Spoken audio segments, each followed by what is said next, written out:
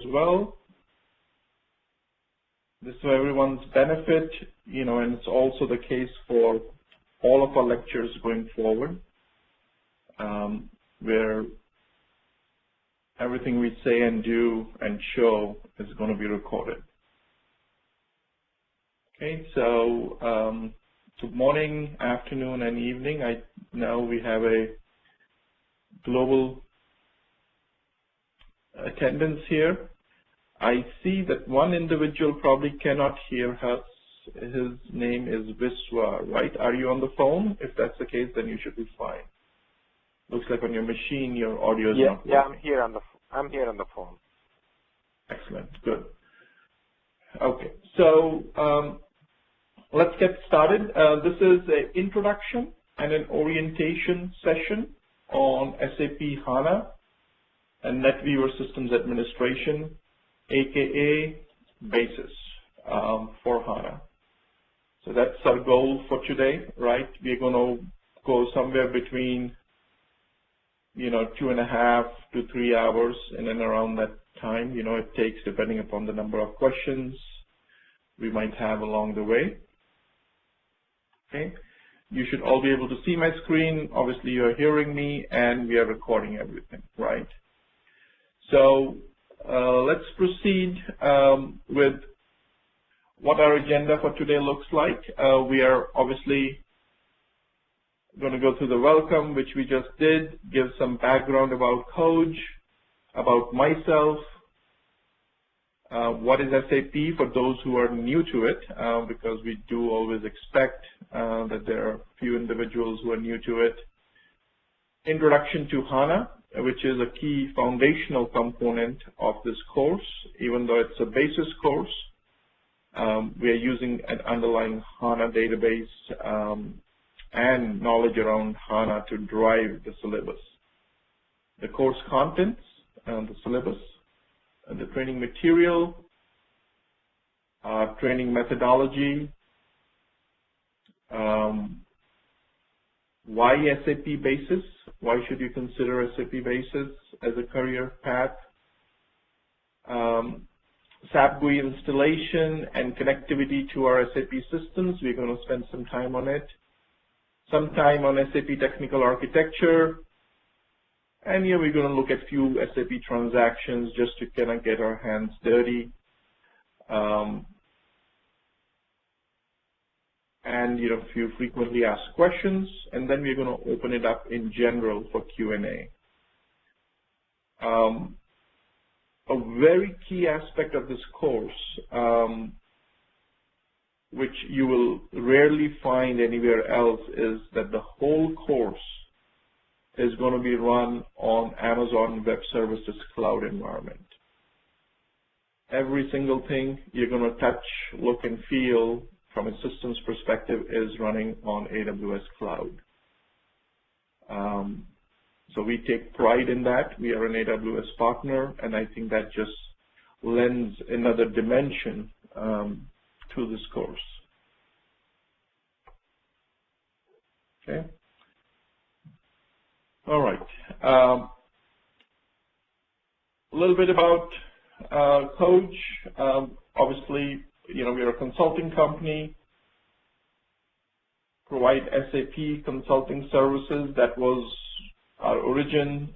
We have moved into, since then, 23 different service offerings, some still within the SAP space, a lot of them in the cloud arena at this point, business warehouse, EDI, manufacturing execution systems, ITSM, etc. Established in 1998, we have 100 plus actually consultants across our offices in India and in US.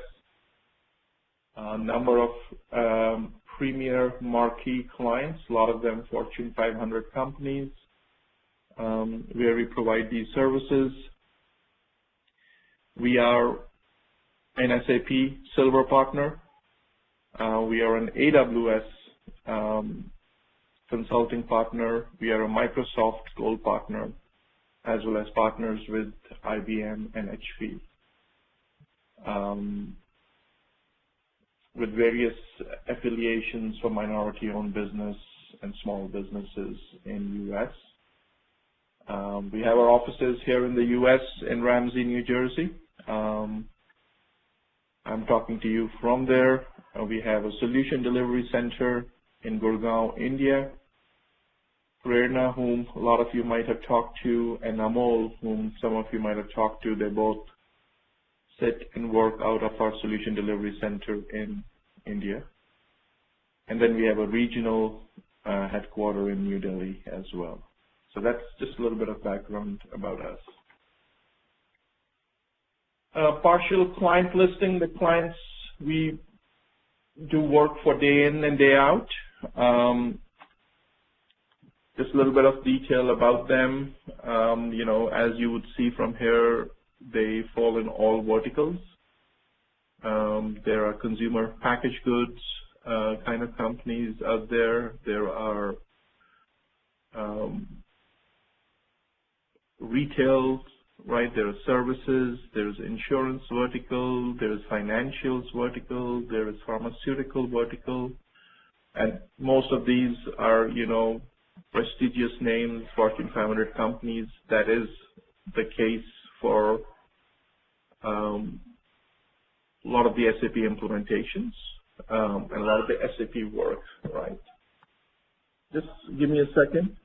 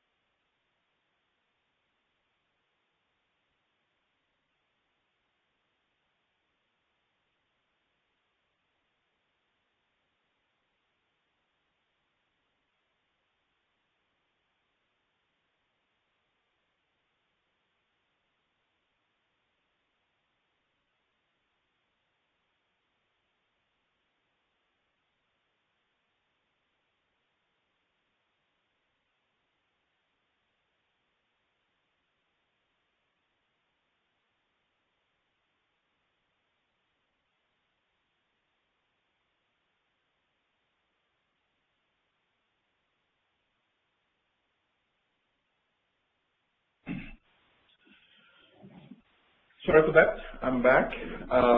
So that's the client listing. Our business model is actually, very similar to a lot of the consulting companies. The vision is around, obviously, SAP technology, consulting, and training services. A lot of the work we do is for large and medium businesses. Very little work at this point for any small businesses, primarily because of SAP being the case, and SAP's penetration in small businesses is very low. Various partnerships in play, which we talked about. We work with a number of vendors, number of consultants, and different capabilities, whether full-time or contractors. Strategy is, I think, where we differentiate ourselves is for each of our solution offerings or service areas, we strive hard to hire, train resources, deploy them for various client engagements, develop them in that space, retain them. A lot of them, who work at our office in India, eventually come here to the U.S. and so on and so forth, right? And that's the business model, very similar to what a number of other consulting companies have their various solution offerings in the play. In this case, we are not listing all 23 of them. You can look at those on our website.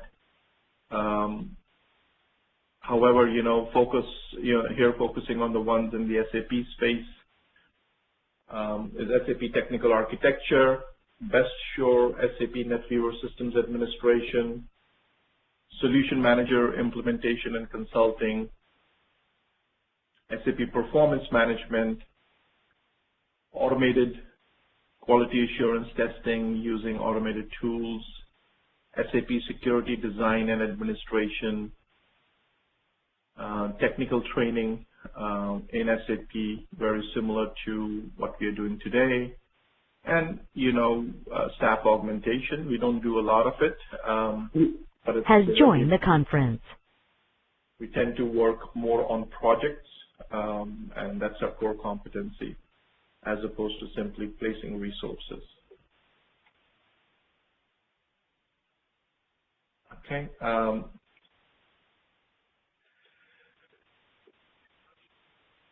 We very recently, last year, has left the conference by CIO Review as the 20 most promising SAP solution providers.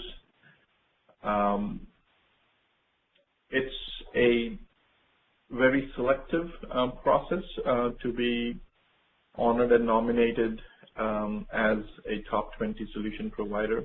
We went through various rounds of interviewing, assessments, and we're shortlisted by a distinguished panel, and we were able to feature ourselves in the CIO Review magazine. Some of you, if interested, can navigate to those links and be able to read further about my interview there. Has joined the conference. And what we do in that space.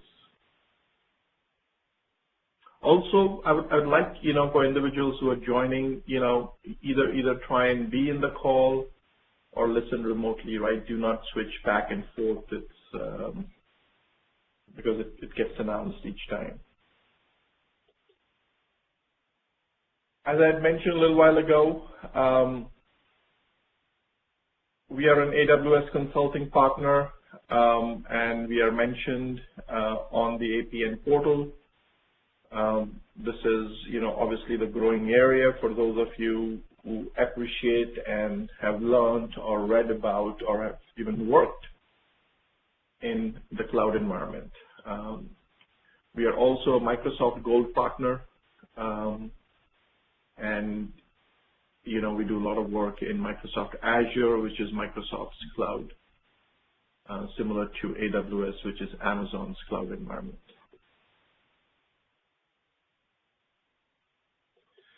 My background, I have provided here my LinkedIn profile for details. If you want to delve into it a little deeper, or even send me an invite or link with me. Got 24 years of IT experience. Some of the initial years were working with Big Five management consulting firms, PricewaterhouseCoopers and Accenture, to name the two where I spent most of the time. A number of years, 16 plus, leading SAP implementations in various capacities. Number of SAP ERP implementations, BW implementations, solution manager implementations, supply chain. And some of these acronyms, which might be Greek at this point, we're going to talk a little bit more about as we continue further. And close to 8 full life cycle implementations. Full life cycle means from beginning to end, a decent sized SAP implementation at a Fortune 500 would be 3 years or so. So you cannot do too many of those in your career, right? Even if they're overlapping for you, you're doing them at multiple clients simultaneously. You can only have maximum between 8 to 10, right? Certified consultant from SAP. Also not mentioned here, but very recently, even Amazon Web Services, certified solution architecture certification as well. I have an MBA from Stern Business School, New York University, and a Master of Science from Drexel University here in the U.S., and an undergrad in engineering from Bill Institute of Technology back in India. And even in terms of delivering professional education, have been doing it. It says 15 years here, but I think even longer than that at this point. We started in 1998. I think getting close to 20 years from that perspective, right? So that's my background. I know a lot of you coming from different backgrounds. Once we have our first session, I'll spend the time to, solicit some of the feedback and your background so that, we can take into account as we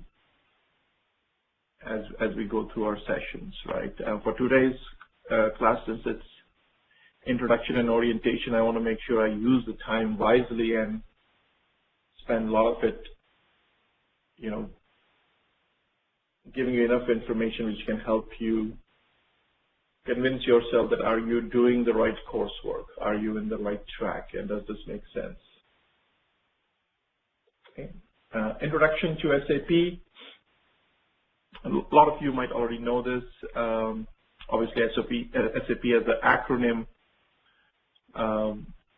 is in German. I'm not going to try and pronounce it, but the translation in English is System Application and Products and Data Processing is the literal translation in English. It's the world's leading provider for enterprise application software. Hundreds of thousands of customers across pretty much any country on the face of the earth. Founded in 1972 by former IBM employees and is used by 80% of Fortune 500. And the cornerstone of SAP's flagship product, which is called SAP Business Suite, are 5 products. ERP for enterprise resource planning, SCM for supply chain management, CRM for customer relationship management, SRM for supplier relationship management, and PLM for product lifecycle management. These 5 products make the SAP Business Suite. And as in IT in general, more specifically in SAP, there are going to be a lot of 3-letter acronyms or TLAs, which again is a 3-letter acronym out there, right? So one just has to learn and get used to reading about them, memorizing them. For those who are new to SAP has left the conference. And new to IT, make sure that you read enough, right? There's so much information available so that you're getting more and more used to how the world is evolving in IT, right? It's very important to understand. So just as a as some kind of a feedback from you. So what are some of the top 5 buzzwords or top 5 technologies which are being talked about in IT today? So can for those on the phone can state it. For those who are not on the phone can just type it in in the Q&A window, just so that we all understand what they are, right? So R.V. Kasturi mentions the first one, cloud computing. Yes, so that's a big one. What else is out there? Big data, yes. Big data is for analytics, analyzing lots of data very quickly. Yep, blockchain, this is evolving, probably even newer than cloud computing and big data.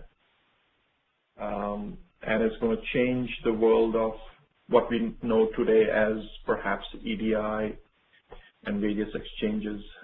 Machine learning, yes, huge, right?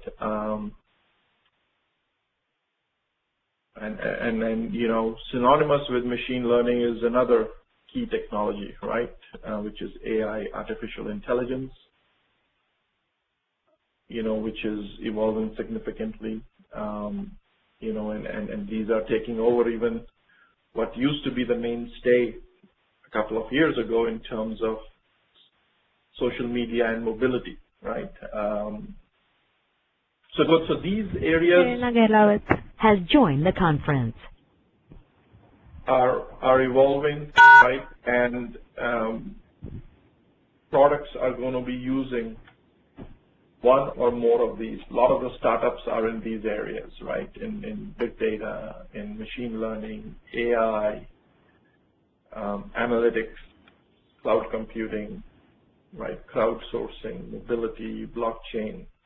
Good. So I just wanted to kind of get a good sense of, how people, who are attending this are wired today. Okay. So SAP Business Suite. The first product is ERP, Enterprise Resource Planning. The version, in there are two of them. There's ECC 6, which is the Enterprise Central or Core component. This is probably the mainstay, the most commonly used product offering. Obviously, the successor to ECC 6 has been out there now for, year and a half, 2 years as well. It's called S4 HANA. And S4 HANA is picking up steam, is eventually going to replace ECC. Obviously, it only runs on HANA, right? So it will take a little while for the current users of ECC to, upgrade and move to S4 HANA, because it requires them to move to HANA, right, as a database engine. And it includes various modules and components, FICO for finance and controlling, SD for sales and distribution, MM for material management, PP for production planning, HR for human resource, PS for project systems, WM for warehouse management.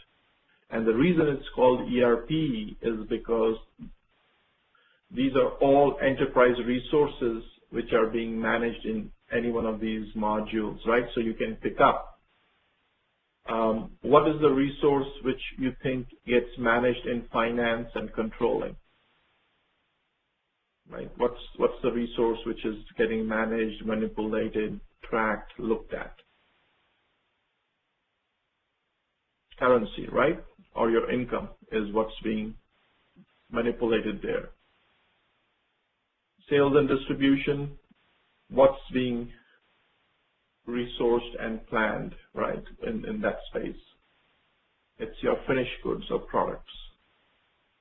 In material management, it's two. It's both your finished goods after they are made, and prior to that, it's your raw material, right, which is being planned. Production planning is the same way. It's your raw material, your finished goods, as well as your manufacturing equipment. Human resource, your resource is your employees or your vendors. Project systems, right, is any project work you do being managed. and resourced and planned. And warehouse management is again your finished goods and your raw materials. So that's on one and perhaps the biggest business suite application. Then we have SCM, which is supply chain management, which manages your supply chain from raw material received from your vendors to finished goods which are sold to your customers. Previously, SCM was called APO, Advanced Planning and Optimizer, which is the old name for SCM. It also has in it modules like DP for demand planning, SNP for supply network planning, SNC for supply network collaboration, TPVS for transportation planning and vehicle scheduling. And there are other modules in it. I've not listed all of them, but just to give you a sense that in supply chain management, right, these are the kind of things you do. Demand planning is figuring out how much demand is there going to be in the future for a given type of product, right? Very, very complex topic. It's not always what you sold in the past which dictates what you're going to sell in the future, right? How many times we go, to electronics store during Christmas and either it has got no products of the kind you want or it has got products it's not able to sell, right? That means they didn't do demand planning the right way. Supply network planning is essentially how do you look at your suppliers? How do you look at your network of distribution centers, your plants, your manufacturing facilities to take care of getting products to the shelf the soonest, right? And in the most elegant way. So, as consumers, there are two companies which excel themselves in their supply network planning. One of them is a computer company. Does anybody know which one? Which basically is what it is today because of its supply chain management, and it revolutionized the way it is done today for electronics. Right. So UPS was not what I was talking about. UPS helps other customers to meet their supply chain goals by having them outsource their supply chain to UPS. And it helps with, like the last one here, transportation planning, vehicle scheduling, and warehousing, etc. But the company which revolutionized this from supply network planning was Dell Computers, right? The whole notion of make-to-order computer or a laptop or a desktop for normal consumers was not heard of. Actually, Dell had a predecessor called Gateway Computers, which really brought the idea to life, and then Dell just took it to the nth degree. So that's the example, right? In SNC, which is a collaboration of your supply network, there is another company which is a master of what's called contract manufacturing and a big user of SAP, which, it is today what it is, again, because of the way they have mastered this, and it's Nike, right? Nike does not own even a single factory to manufacture sneakers. They don't own any raw material, right? They only take it from a drawing board, a sneaker design, to contract manufacturing, right? But they manage their supplier network very effectively. They manage their demand very effectively. In fact, they generate demand. So big user of SAP, right? So that's just kind of giving you a flavor of where some of these products are used. It's not to say that SAP having these businesses do what they do so successfully. Typically, it's not that way, because then anyone who's running SAP would be as successful, right? So Nike is not Nike because they use SAP. Boeing is not Boeing because they use SAP, right? But these companies do what they do much better because they run SAP, right? In fact, most of the advertisements of SAP are like that as well, right? When you go through airports, etc., right? That's what you will read and see. CRM, customer relationship management. Similarly, it has got modules in it for managing the customer's relationship, managing the relationship with the supplier in SRM, and then the product lifecycle management to take the product from inception all the way, till the product is decommissioned and everything it undergoes during that time period.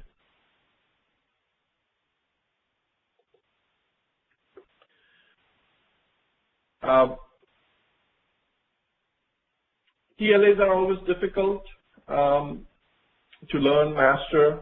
IT companies, software companies like to create them because to make life difficult for the competition and, to generate some kind of enthusiasm in its consumer population, right? SAP is no different. SAP Netweaver applications. Netweaver is the foundation for most of the SAP products. It has within itself various components like WAS, which is the web application server, BI, business intelligence, and now it's called BW. It's got PI for process integration, which is the new name of what was XI earlier, Exchange Infrastructure earlier.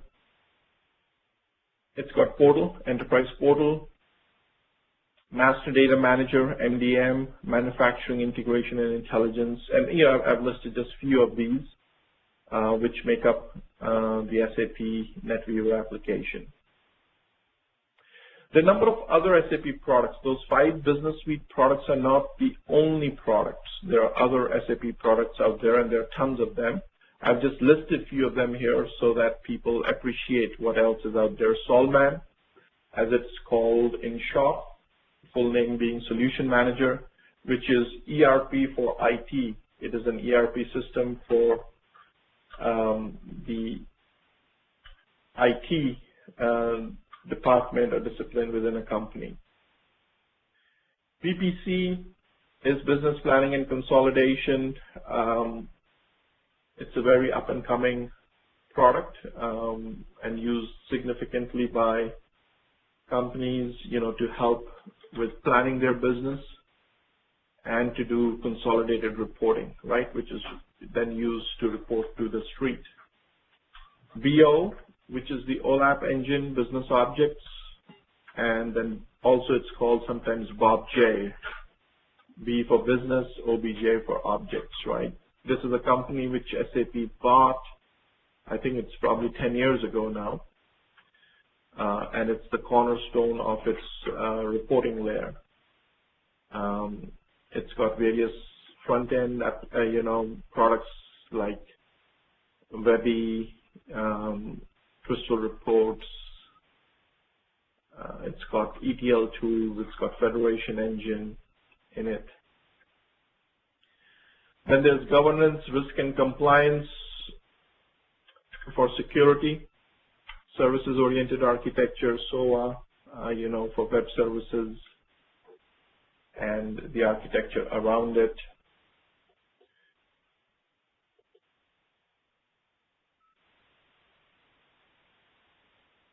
Okay, so now just shifting gear to HANA, right? Just talking a little bit about HANA. What is it?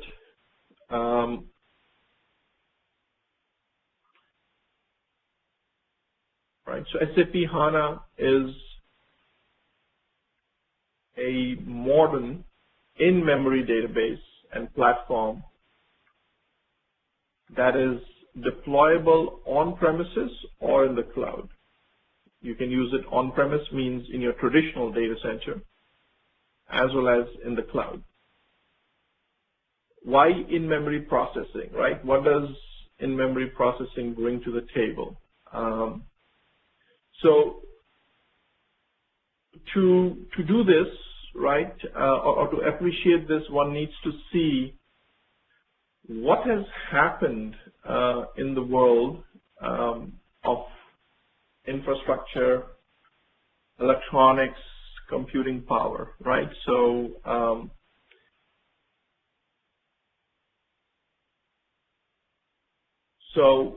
if we look at what has happened to CPU, so CPU, the unit which, and it might not be very clear in this. Let me see if I can do this a little bit better here.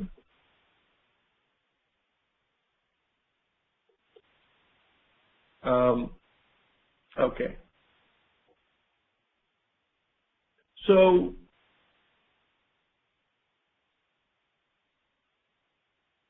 what has happened is in CPU, MIPS is million instructions per second, right? That's how many million instructions per second can be done, and then, you know, equating it to per dollar, right? So if you see, how has it moved from 1990 to 2012, right? So in just 22 years, it has gone up by 6,000 times approximately. Similarly, the memory prices, or the amount of memory you can buy for the same dollar, has gone up 2,600 times. And the same time period, the amount of memory which you can address has gone up 2 to the raised to the power 48, right? Big number.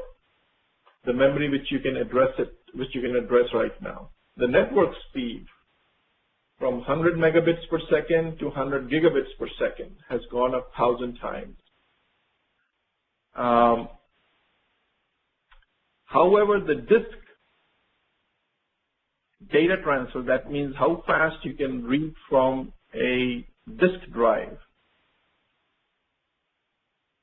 has only gone up 124 times. Means what? It means the following, right? This is the key. Disk speed is growing slower than all other hardware components while the need for speed is increasing.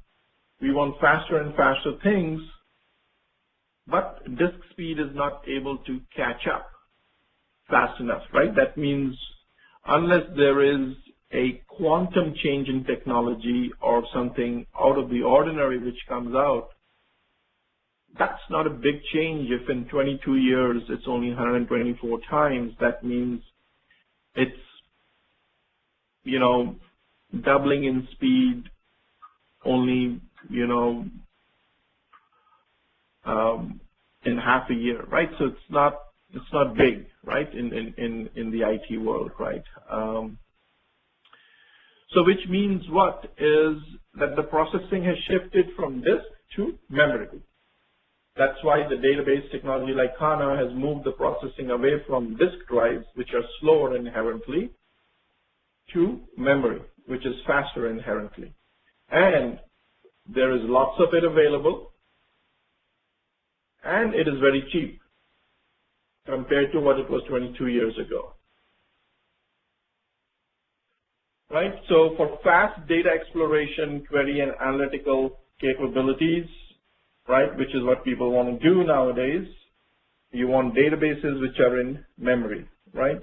And hence databases like HANA, right? And, you know, so big data, right? If you want to do big data kind of processing, what are the type of databases you would use, right? HANA is one of them.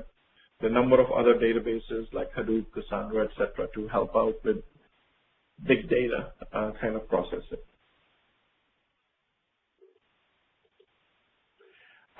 Introduction to HANA. So SAP HANA enables to perform real-time OLAP analysis on a OLTP data structure. Does anybody know what does OLAP stand for and what does OLTP stand for?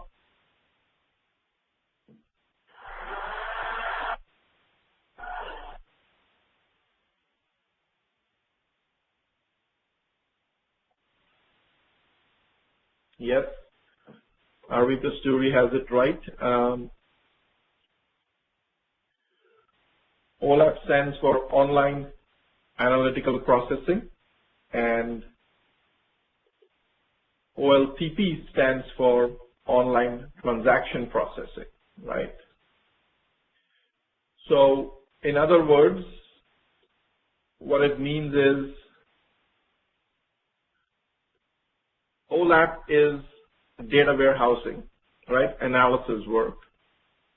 OLTP is transactional processing, which happens, so a transaction is like what?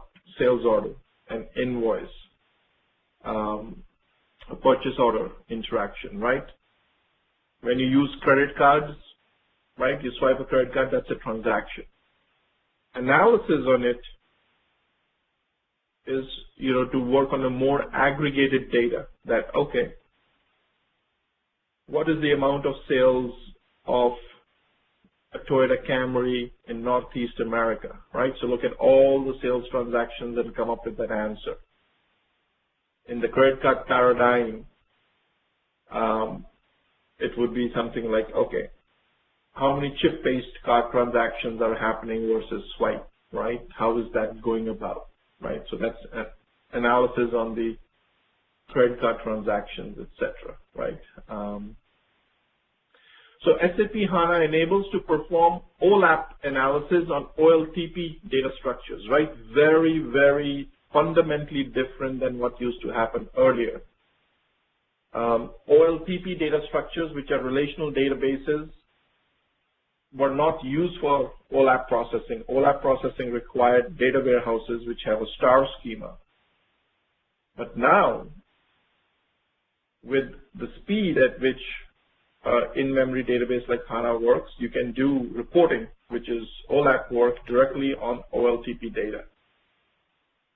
So as a result, you can address today's demand for real-time business insights by creating business applications that previously were neither feasible nor cost-effective, right? That means you're doing real-time processing, which was previously not possible, right? So if you look at Uber as an example, Uber's pricing changes by the minute, right? When there is high demand for Uber cabs, right? That means they are doing analytical processing, demand management, and pricing, which is dynamic in real time, right? They're not saying that, okay, based on today's data, we'll do this tomorrow. They're saying based on what we are seeing today in a given metropolitan area at a given time, we will dynamically change our pricing model, right? So those, the database engines which make you do that, have to have OLAP work happening on OLTP data structures, and databases like HANA enable that, right? So, which means what? This is your CPU. CPU has got CPU cores. That means multiple cores running the CPU. And it's got a little cache. Level 1, level 2, level 3 is the word typically used, right? That means how close is it physically to the CPU, to the processing engine, right? The closer it is, the faster you're going to respond to, right? So in a human body, synonymous to this is brain versus, the spinal cord and the central nervous system, right? The instinctive reactions don't go back to the brain. They are addressed by the, central nervous system and the spinal cord itself, right? So that, the reaction time is much faster, right? Similar concept. So if what's sitting in CPU cache is much closer to the core, and hence you're going to process that data faster. Then comes main memory.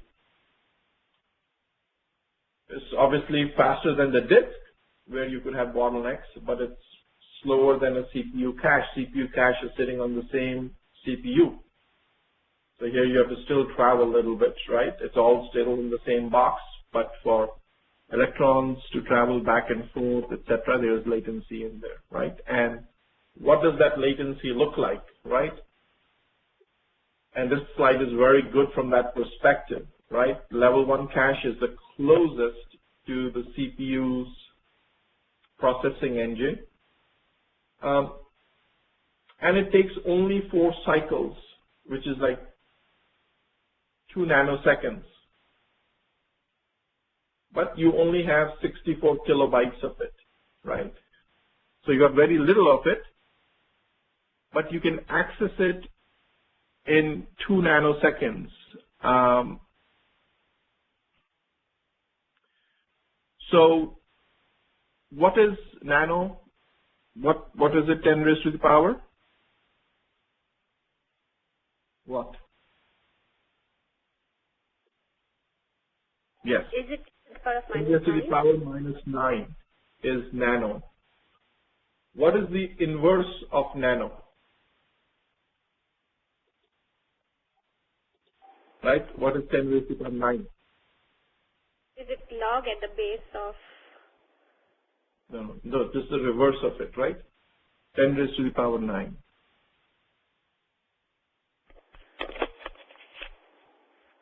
It's simple, right?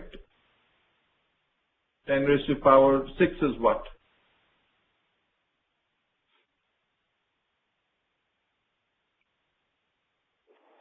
Really, guys? 10 raised to the 1 power by 6 is what? 10 to the power of 6?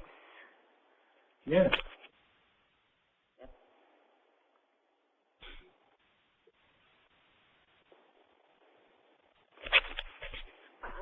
I 10 am having raised to the power trouble 6 is writing, what? so I'm just talking on the phone. Yeah, that's okay. 10 raised to the power 6 is mega, right? So that's right. 10 raised to the minus 6 is micro. The reason I asked that question is to give you an appreciation, right? So if it's able to get to level 1 cache in 2 nanoseconds, inverse of nanoseconds is giga, right? After mega, it's giga. That means a gigahertz processor will try to do its cycles in nanoseconds, right? So most of the processors nowadays are in gigahertz, right? In terms of how many cycles can it do in a single second. And the reverse of that is how many seconds does it take to do a single cycle, right? That's why this number is given in nanoseconds. I just wanted you to appreciate that, right? That's why it's saying there's only 4 cycles, which should take 2 nanoseconds. That means it's a gigahertz processor, which in 2 cycles can get this work done. But if you move the data away from level 1 cache, which is closest to your compute engine, to your level 2 cache, you get more memory, but you slow down. Now it takes you 5 nanoseconds to access that memory. Then you go to your level 3 cache, which is shared by the different cores. It's more. It's from kilobytes to megabytes. Now you get to 20 nanoseconds.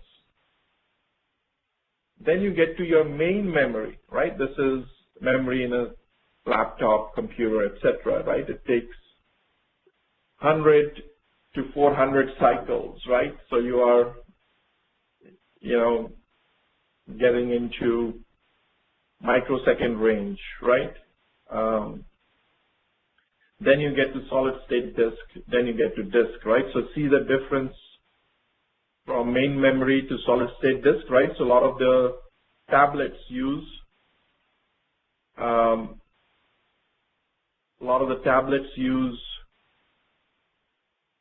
solid state memory, right? And it's faster, right? That's why things boot up that fast.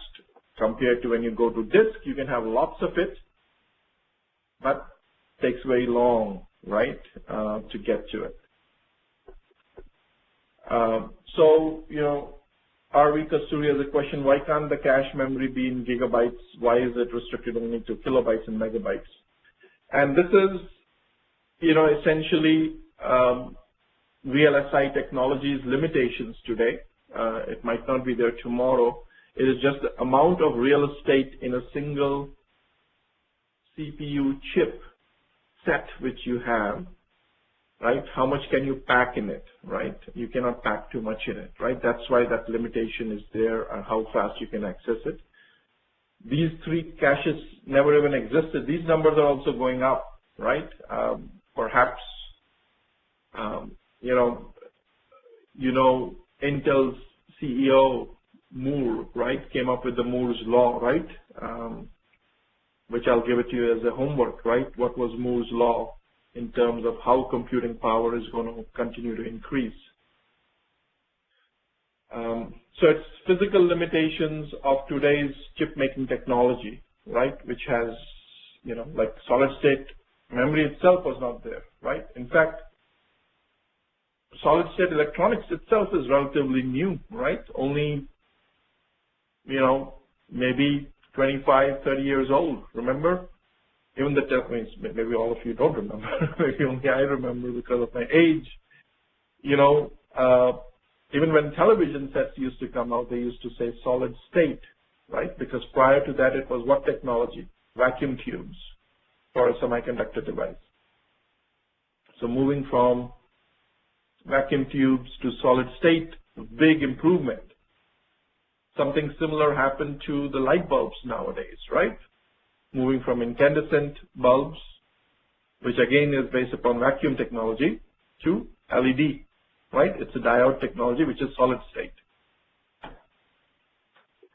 So technology, right? It's improvements, right? So it will continue to improve. And the big thing is knowing in which area it's going to improve faster, right? And that's what that previous slide for HANA focused on, that it's not as fast in the disk transfer. That's why alternatives are coming saying that, disk transfer, why is there a limitation? Because it's physical media, right? You can spin the disk only so fast, right? It's, 9600 RPM, let's say, right? 4800 RPM. And that's a physical limitation on how fast you can read data from it because of how fast you can spin it. If you spin it any faster, it's going to heat up more, it's going to break, the bearing structure is going to break, the disk is going to crash much sooner. If you don't have to spin it, solid state technology, you're much better off. Number one, it's cheaper to use it, to run it, right? That's how the power consumption of tablets is much less. Why? Because they don't have to spin a disk, right? The moment you spin it, right, you're consuming your battery significantly. Okay, moving on. So everything is in memory, but why does it make HANA faster just because things are in memory? It makes it faster because of this whole concept of row store and column store in HANA. Traditionally, how humans read is based on row information, right? So this is a table, right? So we like to read tables as rows, right? Because we are storing data saying that, in US, there's a product called Alpha, which sold 3,000 units.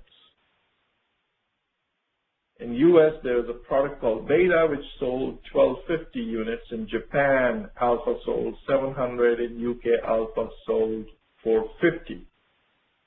And when you store it in the database, row 1 looks like this, exactly like this. Row 2 looks like this. Row 3 looks like this. Row 4 looks like this, right? This is called row store. Traditional RDBMS, right? The first big commercial one being Oracle brought this to life, right? And we started using the row store concept.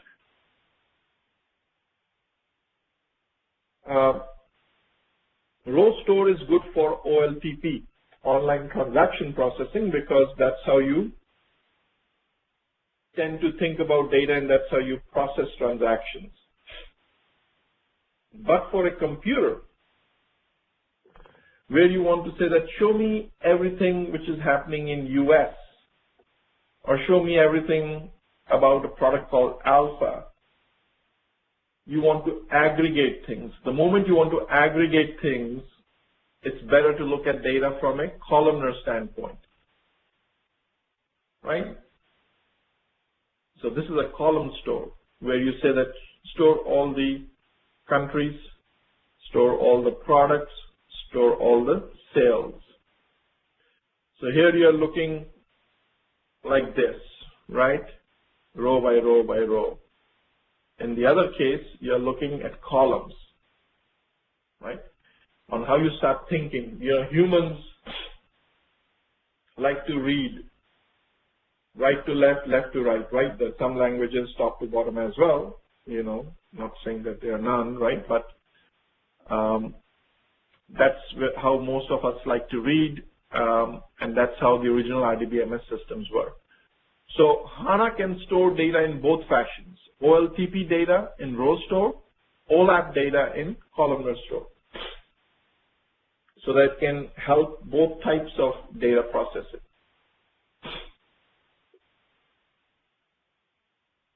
Right? The code SAP landscape, right? What we are going to use for teaching and training purposes. For this course, we'll be using two of these systems. Has left the conference. Not all of these systems. So what do we have? Number one, everything runs on a code VPC. VPC is a term used in AWS, and it stands for, does anybody know? Does anybody have any AWS background of the people who are attending? And what does the VPC stand for? Correct. So RV Kasturi, correct. It stands for a virtual private cloud. And so we've got multiple VPCs, and in those VPCs, we have got subnets. It's like a sub-network. We've got a private subnet. That means it's not visible to the world outside. We've got a public subnet, which is visible to the world outside. Right, on how we have set up things.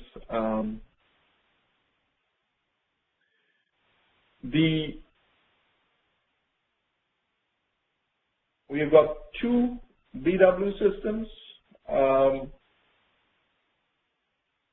operational. We'll be using one of them. It is called IB0,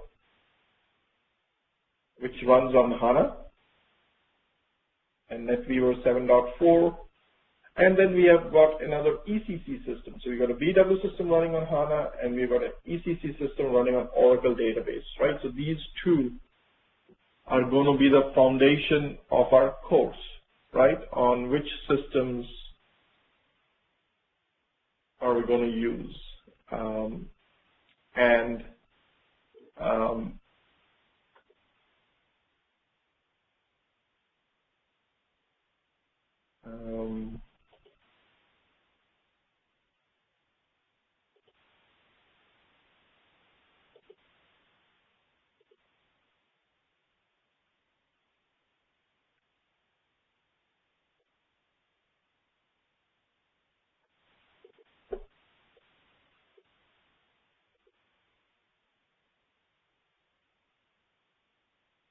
And what I'm showing here, this is Amazon EC2 Cloud, right? AWS. And in here, you see our instances running. This one here is IH0. This is the HANA system we're going to use. I is for instructor, HANA, 0 is just a numeric number. And then we have ECC IDES training. This is an ECC system running on Oracle, which we're going to be using. So these two systems are what we're going to use extensively, right? And I'm going to connect to these so that you guys can see it today. Okay. So this is, Amazon Web Services. Okay. So you guys can appreciate it.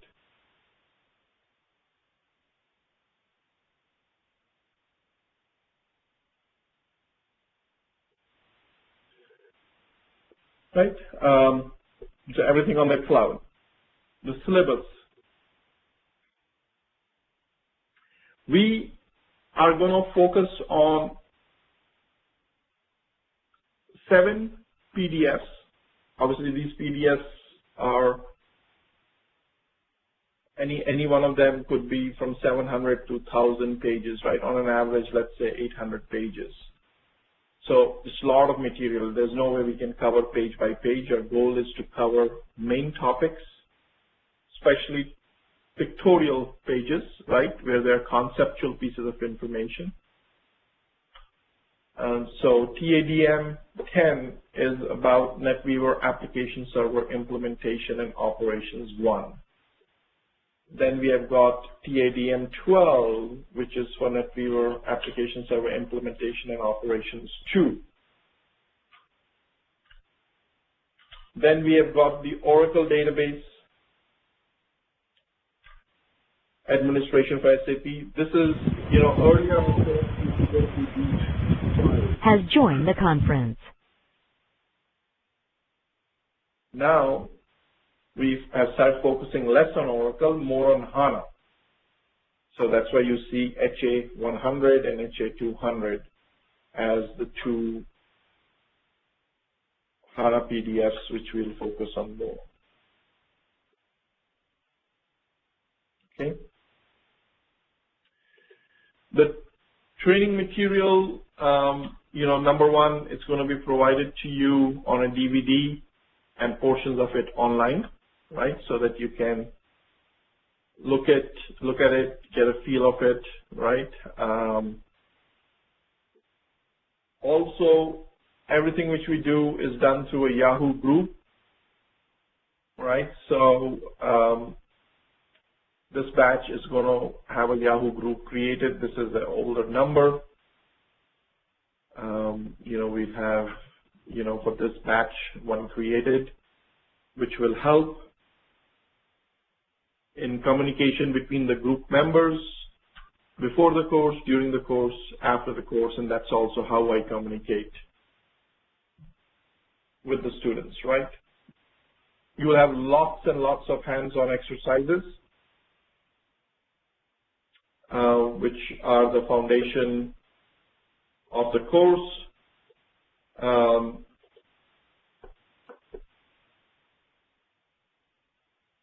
There is a custom installation guide, right? All of you are going to be installing a SAP system on HANA, your own SAP system on HANA.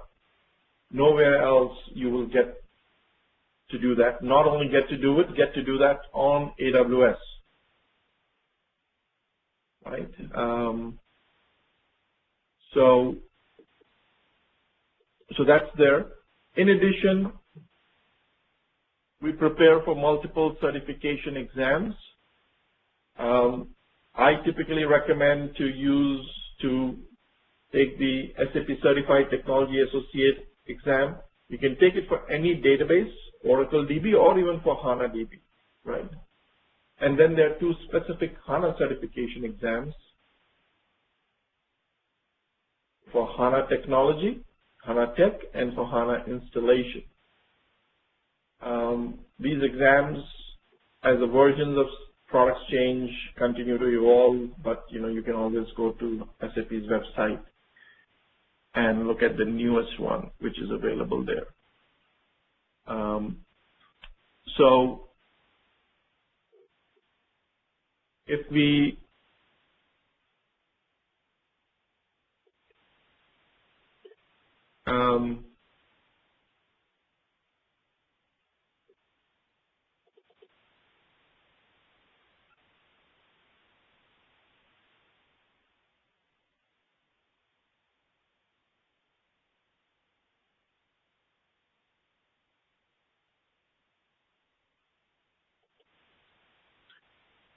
if we look at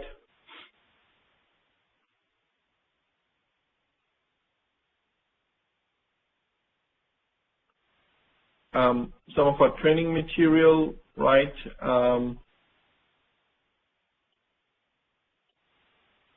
That's how it's going to look like, right? Every day there's going to be a training PDF, right? I'm just showing you here.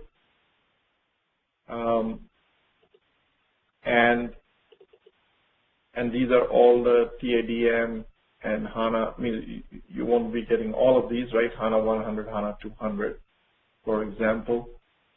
And this is how a day 1 or a day 2, 3 looks like, right? So if we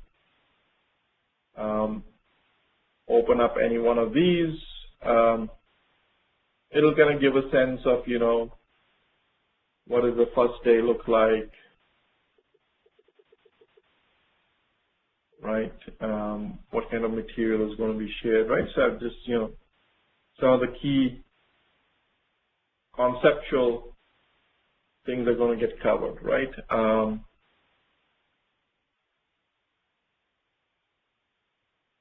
So some of these, you know, so how you're going to, these are just my notes, right? So as I can explain to people, right, they can go away. Right, so just kind of give you a sense of what you're going to see in terms of material, right? Also,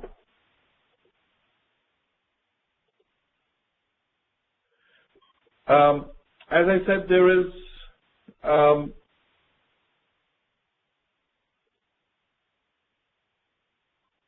exercises, right? So unfortunately, you cannot skip that, right? I will force you to work hard, right? So every day you're going to get an exercise, right? So I'm just going to pick up one. Exercise on HANA user, right? How does the exercise look like? What you need to do, right, is going to be in that document. And here is the document.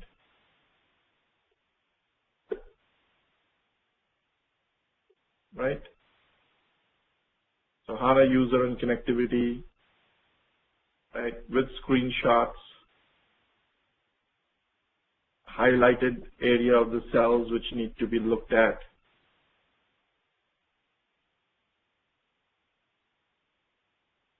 Right? What you need to specifically do, right, will all be in there, right? For creation of HANA user, client creation, role creation, log on groups, op modes, transports, start, stop,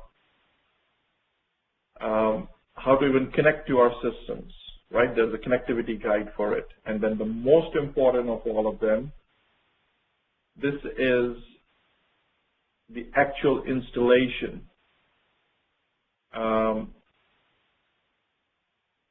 This is the actual installation,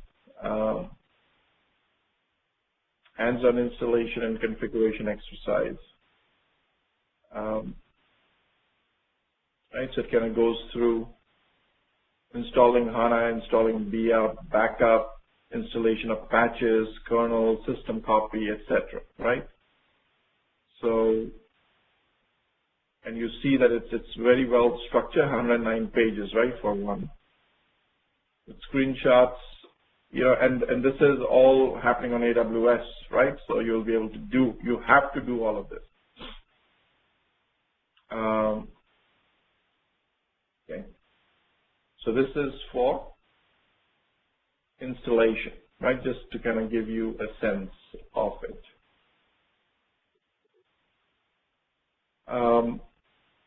There are two questions while we were on this, and I was kind of showing you some of the material. They are valid. The first question is from Ari Kasturi. Is SAP experience mandatory for these certifications? The answer is no. So SAP is not mandating any of that. Does it help? Obviously, it will help. but it's a chicken and egg kind of situation, right? If you don't have the experience, don't worry, just go through the theoretical material, go through the practical material, and take the certification, right? Obviously, certification does not have any practical questions. I mean, that means it does not have you do any project per se, right? It's only multiple choice, but the difficulty comes because multiple answers can be right, right?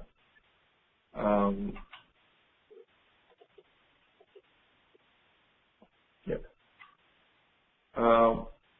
Right. So that's right. I think Kashmir's, as I'd mentioned, that certifications as the versions change, SAP just moves on, right, to the next one. So if you see here, where it says 7.3.1, this is the Netweaver version 7.3.1.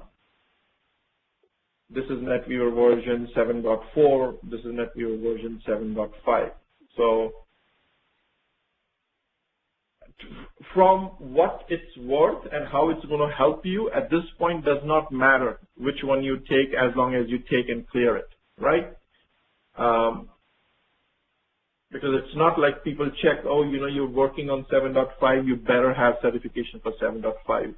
This is, certifications are about perception, your own confidence and, how people perceive you, right? So from that standpoint, they're important, but good point, Ashmir, thanks.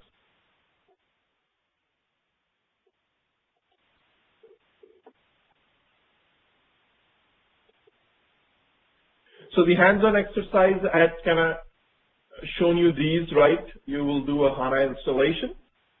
You will do a HANA upgrade. You will do a BW ABAP installation, ABAP stack install. You'll do a BW Java stack install. You'll do a BW ABAP and a Java stack upgrade. You'll do an SAP system refresh or a system copy using backup from a different system. You will create, copy, and delete a SAP client. You will be transporting objects. You'll be doing user and role creation and more in security space. You'll be doing HANA backup and restores as well.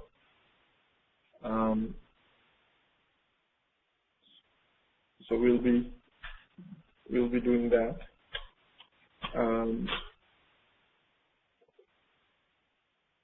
Coach training highlights. Training will be conducted on HANA server for both ABAP and Java instances, which will be made available to the system, which will be made available to the students 7/24 for reference or practice purposes. You obviously also get the opportunity to understand and work on Amazon Web Services. Also look at SAP SLT and business objects, exposure and opportunity to work on multiple DB platforms, including HANA, Oracle, and SQL Server, right? Different flavors of databases.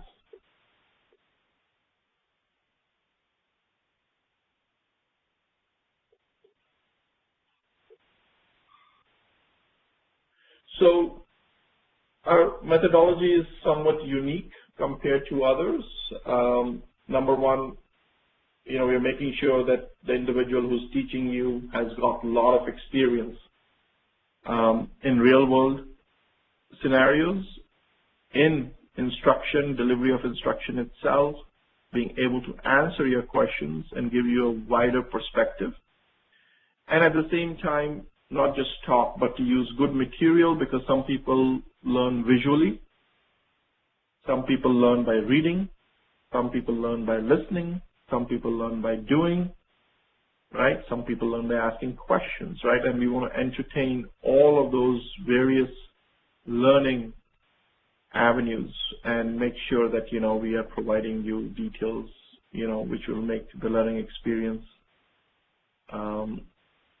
which makes sense to you.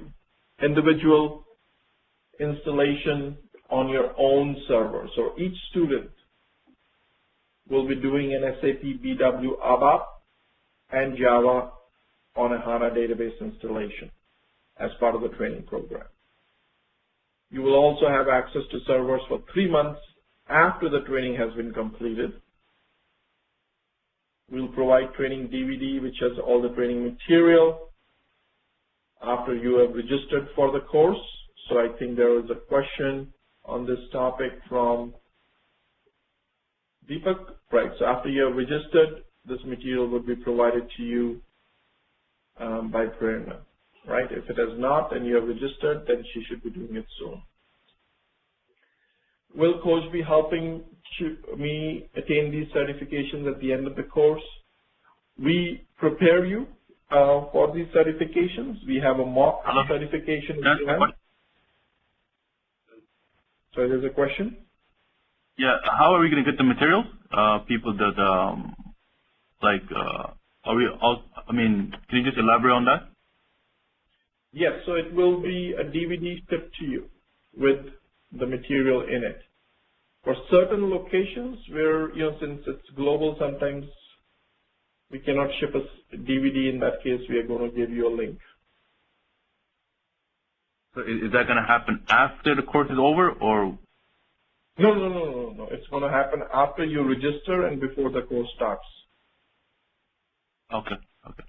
Not after, right? There's no merit in that, right? Because we have to use the material for the course, right? Oh, perfect. Thank you. Yeah. Also, in the DVD, you will find recordings of the previous course, and sometimes we also give the links to the recordings of the previous course, so that for some people they like to kind of know ahead of time, right, what's going to be covered, right, and they want to kind of skim through the recordings. So that's going to be there as well. The number of other things in it, including some books as well, electronic copies of those books, some of the material which I use to study for my certification, frequently asked questions, some sample documents, some strategy, some work plans, etc., right, which will help you, to mobilize yourself faster. And the recordings, even though they are for the previous batch, in addition, real time through through our collaboration engine, right? Which all of you are using today. We will also provide, which is live meeting, right? Which is what you're using today. We'll also provide recordings for your own batch itself, right? So if you have missed something, or if you don't recall something, if you want to review it, you can read it again.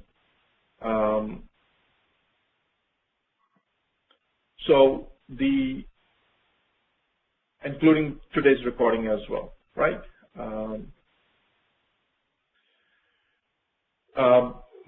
So moving on, there are a few more questions. I'm just going to hold on to some of those, and we will talk to those in a little while. Maybe let me just finish this one slide, and then I'm going to go through the 3 questions which are still there. 24/7 global access. So you have got 24/7 access to our HANA SAP training servers, and all training related questions will be answered promptly. So what we typically do is we have one of our own basis admins who works from our offshore team available to answer questions in a timely fashion, right, on issues which you face while you're going through exercises, so on and so forth. And in addition to that, the Yahoo group is available where you can help each other out as well, right? Because at the end of the day, to be a good system admin, the more problems you see, the more you help each other, the better you're going to get.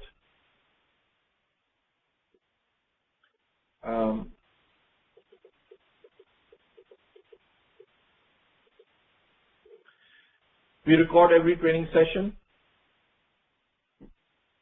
could be attended in class or remotely through live meeting, and the recordings are posted to the students after each weekend class is over. This makes sure that even if you're unable to attend, you're able to look at the recordings, and the recordings are made available to you for a year after you finish the course as well.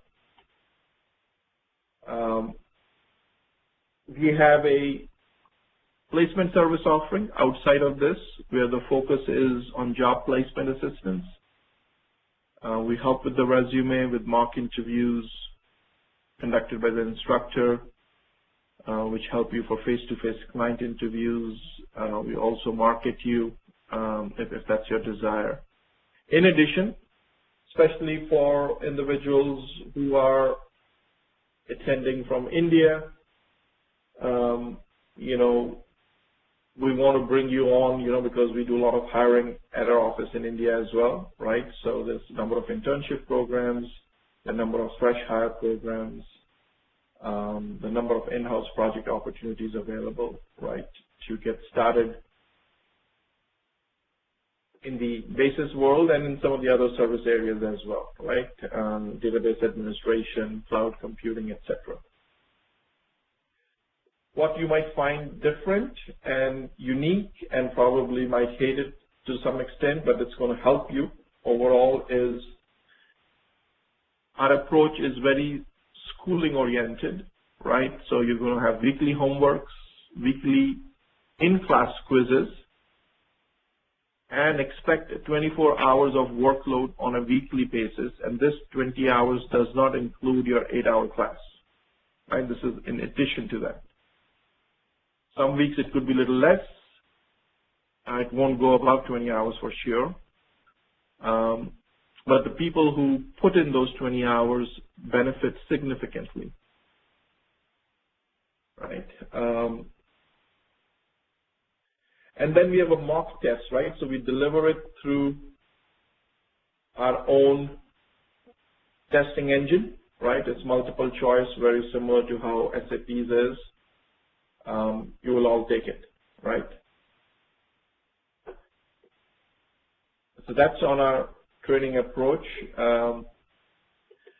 Details, again, even if you take the newer version of this, which is 7.4 or 7.5, invariably these basic things don't change. 80 questions, 3 hours, so that means you're not going to be struggling for time, right? So that means your focus doesn't have to be on how fast you do questions. Your focus is to be on that, do I get the answers right? And since there are multiple right answers, that means your focus also has to be to read all the answers carefully. You can take it as a Pearson VUE authorized testing center. Our office here in US itself is an authorized testing center.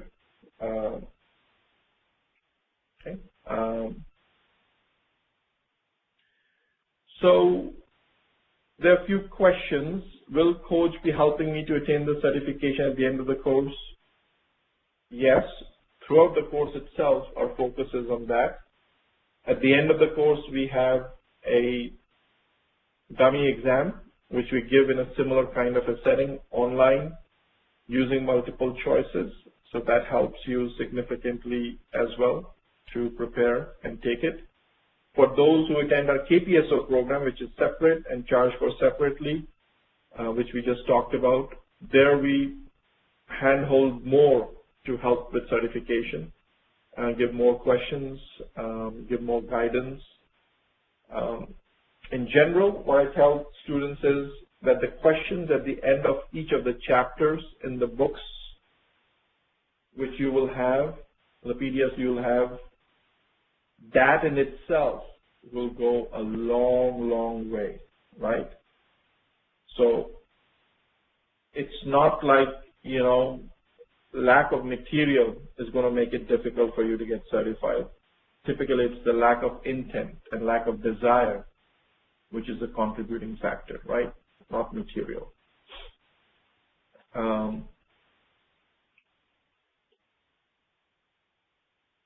Yes.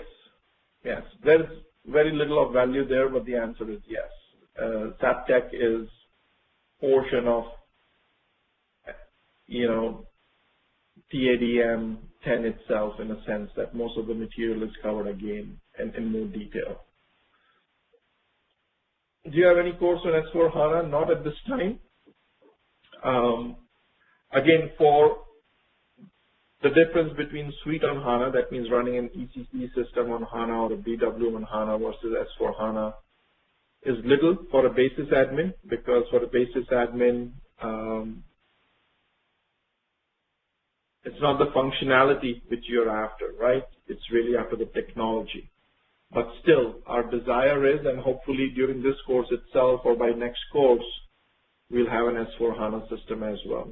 And for most of the students who miss a course or a class, or if they feel that, oh, the course has significantly been enhanced subsequently, you are more than welcome to sit in a subsequent batch as well, right, without having to pay for it, right? Not like a year from now, but perhaps in the next one itself, right?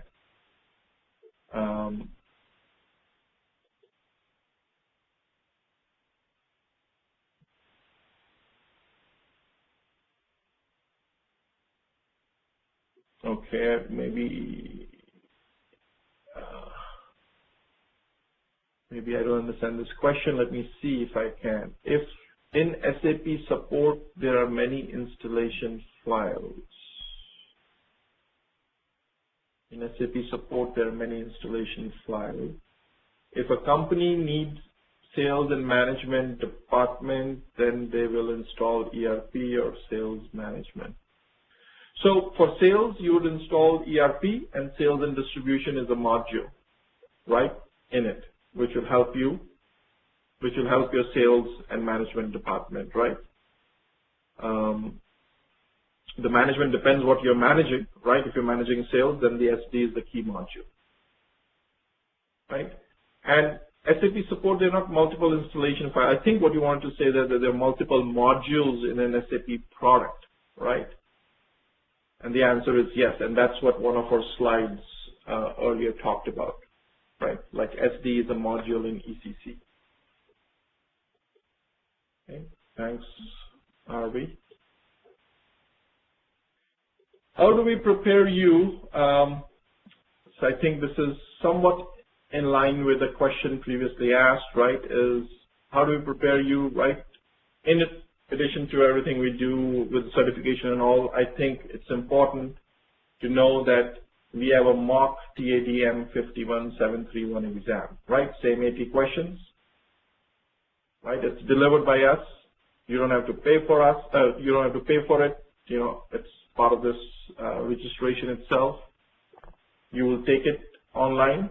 You can take it remote. You don't have to come to our office to do it. It is timed.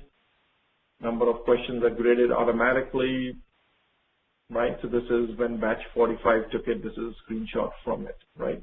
We use an engine called QuizStar, which a lot of schools and training institutions use, right, as the engine to provide these kind of exams, multiple choice exams, right? The questions are ours based upon what we have learned over the years. And it's difficult, right? We keep it a little bit more difficult than the true exam.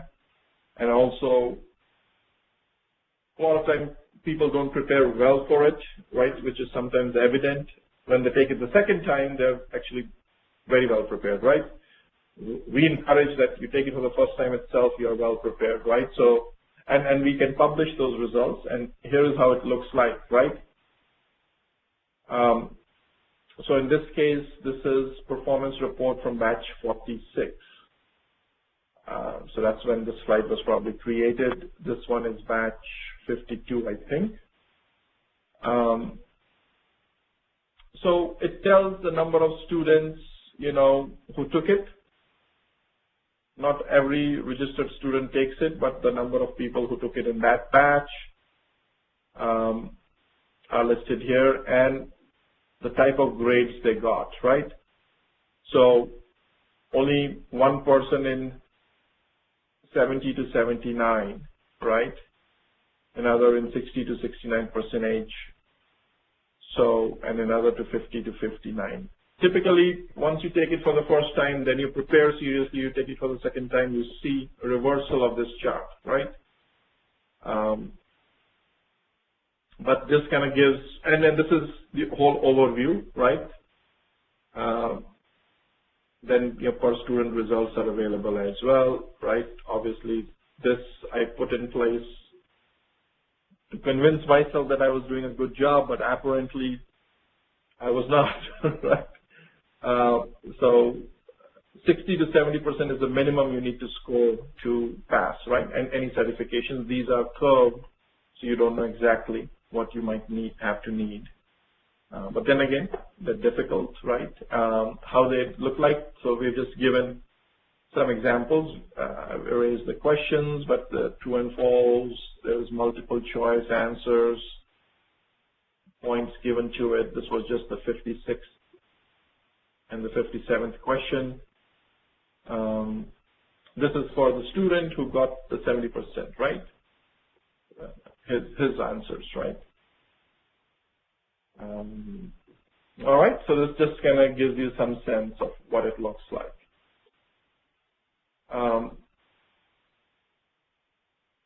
Why SAP Basis? You know, why would one want to attend SAP Basis compared to anything else you could do in SAP? Important thing which you need to remember is systems administration in SAP, which is called Basis Administration. It's the foundation for all SAP products. That means a company would need a basis admin, whether they were running ECC, S4 HANA, BW, B4 HANA, SCM, CRM, SRM, does not matter. Underlying administrative layer is basis. And Netweaver and HANA are two foundational technologies, right, for that. And we'll spend some time, you know, so this is, I think somebody asked that, you know, do you talk about SAP Tech, and the answer is yes. And SAP Tech Unit 1, page 16 gives a better definition of Netweaver, and we'll spend some time on it as well. As we go around, right? For those, I know Prerna and Amol might have given you installation guidelines on how to connect to our systems, install SAP GUI, and be able to connect to our systems. So that's available. And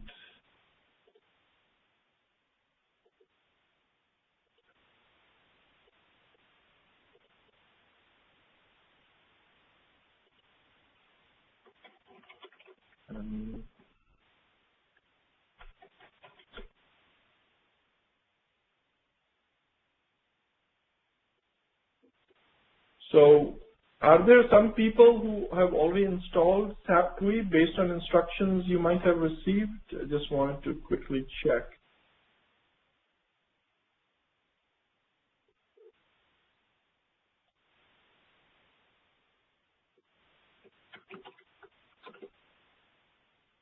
If you could respond back.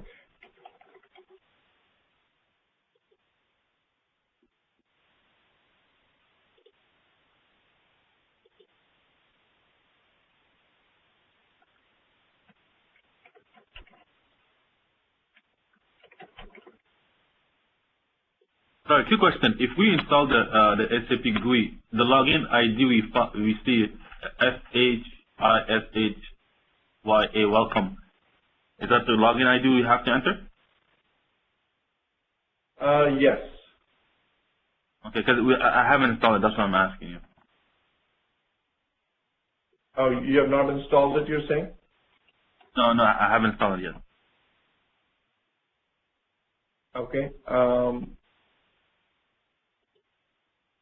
Yeah, that's the user ID you would have to use to connect. and I'll show it briefly. I just wanted to kind of get a good gauge of who all might have already installed it. So the document that we received in the Yahoo group, was that part of the document for the installation? Yes, the number of documents in there. There will be one for SAP GUI installation as well. Yes. Okay. Just a quick question though. For today, did we have to install it for training purposes, No, or? you don't need. Yeah, no, you don't need to install it today.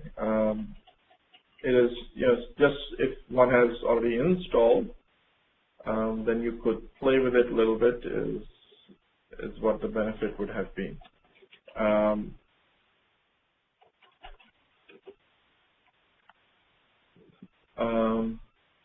Okay.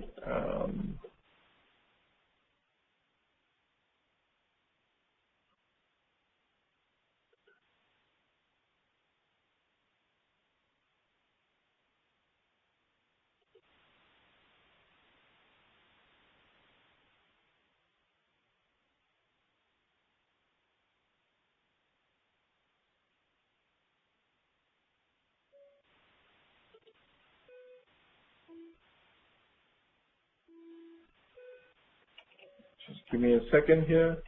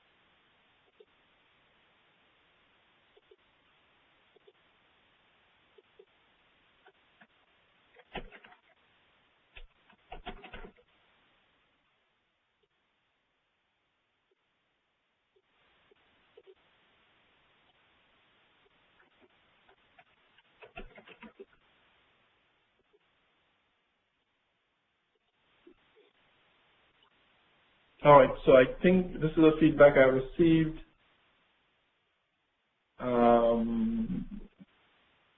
Yep, created my ID in RP2. Credentials for IV0 don't work, however. Shishi has logged due to multiple incorrect accounts. So I fixed that. That's what I noticed while I got distracted a little bit, so you can try it again, Arvi.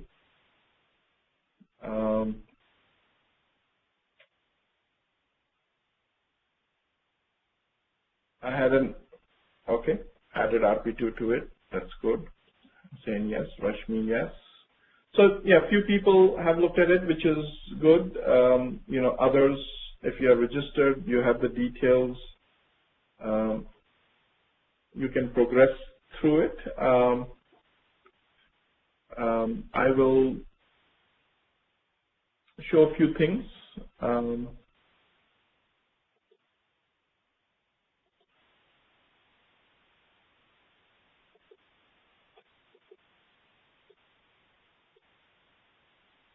Right.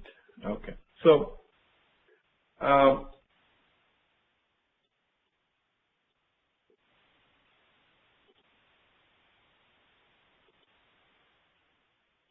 so here is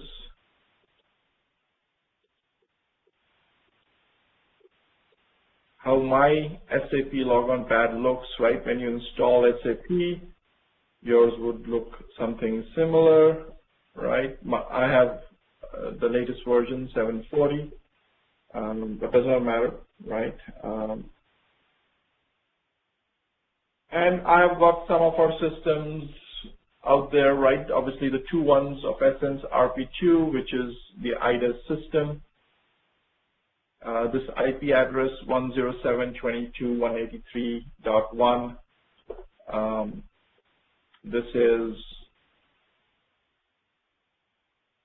is the IP address of the IDES system. You can get a sense of it here, right? This is the IP address 107.22.183.1. This is what Amazon calls as an elastic IP. That means it's accessible from the internet directly. So we have opened certain ports to it using our security groups, and that's what we'll be using to connect, right? Similarly, the IH0 system has an elastic IP of 54.227.245.127. Why is that important? Because even that is visible here, right? This is the IP address for that. So if I double click on, let's say, IB0, it connects to the system and prompts me, challenges me for a user ID password. And we have provided that to be Shishya, welcome, and this IP address, right? So Shishya means a student, right? Shishya, and then welcome password. And it will connect you in. The user was locked for a very specific reason. It was not set up as a service account, and where the password expires and password has to be changed, etc., and then hence it gets locked. So typically, if you're sharing an account, like in this case, it's an account for you guys to get in for the first time, it has to be set up as a service account. So this system here is a BW system, and it runs on HANA, right? So the first thing which I typically do when I log into an SAP system is I go to what's called system status. I go to system status and I get a lot of details about the system, right? Number one, I'm logged in as Shishya. I'm logged in as client 100. Okay. It is running on Linux platform. The name of the server is HANA IH0. The SID, system ID of the system, is IB0. It's running HANA DB, HANA database underline. It's running Netweaver 7.4. And if I click on this little component button, it tells me that it's running SAP BW as the main installed component. So it's a BW system. So right this way, I kind of know the key attributes of the system I'm connecting to, and it's running on HANA. So when we teach we don't just teach you from the front end, because if you're looking at it from the front end, it's only part of the story, right? We teach you from the back end as well, right? And that's where the differentiation comes, and that's where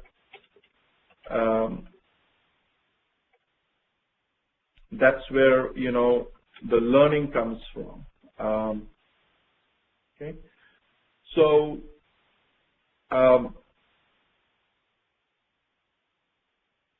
so that's where the learning comes from. So there's a question: how do we check EHP version and support pack versions, right? Some detailed questions, but for support pack, I'll answer right away. This SP level, right? So this SP stands for support pack, right? So the BW layer is running 7.40, so it's 7.40. So 7 is major release, 4 is minor release, 8 is the support package number. This is the full version. SAP KW means it's Business Warehouse 7008 RB, major, minor, and the support package level. Right? In an ECC system, it becomes much easier to see the enhancement pack, because that EHP is, is relevant or visible more clearly when you look at an ECC system, and and the system which we have for RP2 is an ECC system. When we log in there, I'll answer the second part of your question. Okay. Right. So BW runs on Netweaver. This is Netweaver 7.4, right? So that's all that information you got from getting to this one screen. If you click on this little kernel info, it delves a little deeper, right, in terms of what is the kernel patch level, right? It's 742. The DBSL, that means the database libraries, also correspond to it. Okay. All right.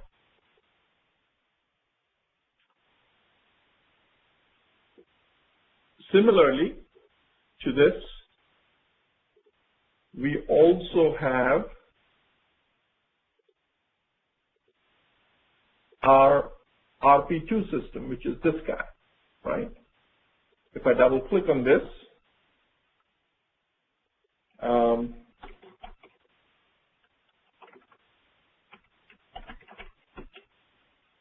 and log into it,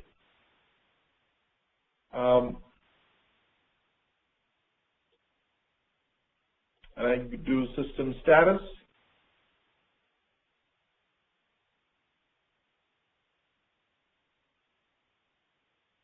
same as what we did earlier. So first of all, the question on EHP gets answered, right? EHP 7 for ERP, right? That EHP 7 for ERP, and you can see that EHP 7 information in number of other areas as well. So in this case,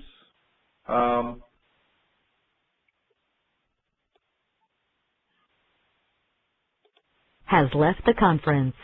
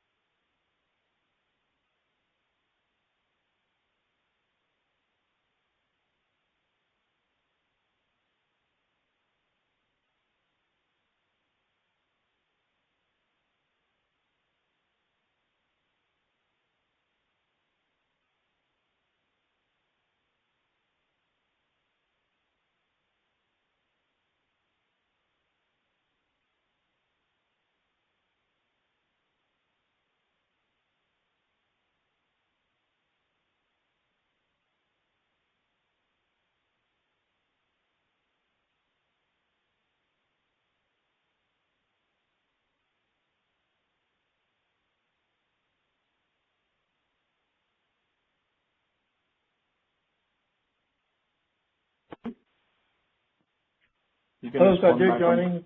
Has joined the conference. Sorry, guys, I dropped off accidentally. Can one of you respond back if you can hear me? Yes, sir. Has left the conference. Laptop.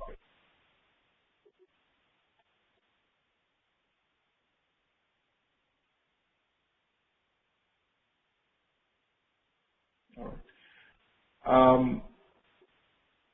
Okay, so looks like you guys are able to hear me.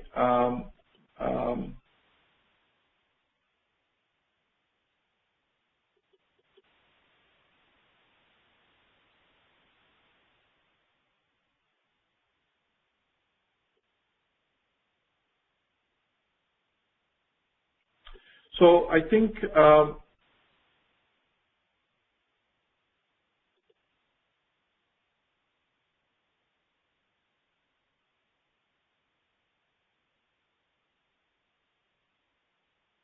okay, so there are a few questions. The multiple components installed, so which components should I look to determine the SP level? Right, that's a very good question. The answer is not easy. It has to be the main component for that, right? However, the answer to the question in general, right, is right here, right? So if you go to installed products, EHP7 for SAP ERP, you will see this line there, right? So you know that EHP7 is installed, right? But that typically also means is that once you install that, a lot of your components are running at that version. And the way you find that out is typically the highest number here in SAP APPL. This is, right, ECC 6, Enhancement Pack 7, Support Pack 2 in that Enhancement Pack level, right? Again, it's a very detailed question for this session, so I don't want to spend too much time on it because will derail us.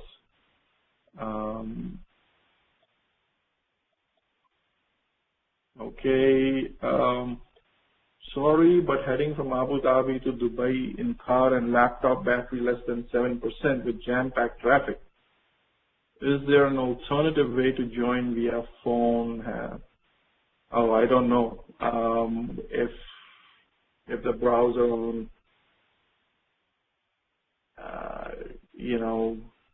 S8 is going to let you listen into live meeting. I've never tried it, right? It might be difficult. I don't think so. But the good thing is you will have recordings, right? So you can always catch up. Okay, so, and the other important thing here is that this is Oracle, right? So a different database, which is important, right? So that you can get good flavor. And I think where I was is that when we teach, we simply don't say, oh, this is how you log into front end. We go to the internals, right? So, so here is PuTTY, right? So the backend systems are Linux in both of these, RP2 and ID0. So RP2 is running on IDES2 RP2 system. So I can load it up here. So it's going to connect to this system. It's on Amazon Web Services. I say open. It's trying to connect. This is the PuTTY session.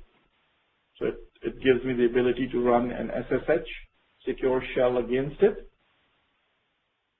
And it will connect me to it. And then I can see the back end. So this is the back end. I can switch user to RP2ADM. Don't worry if these commands are going over your head. We'll be teaching them in more detail. Switch user, retaining the profile to SID-ADM, which is RP2ADM. So now I'm connected as RP2ADM.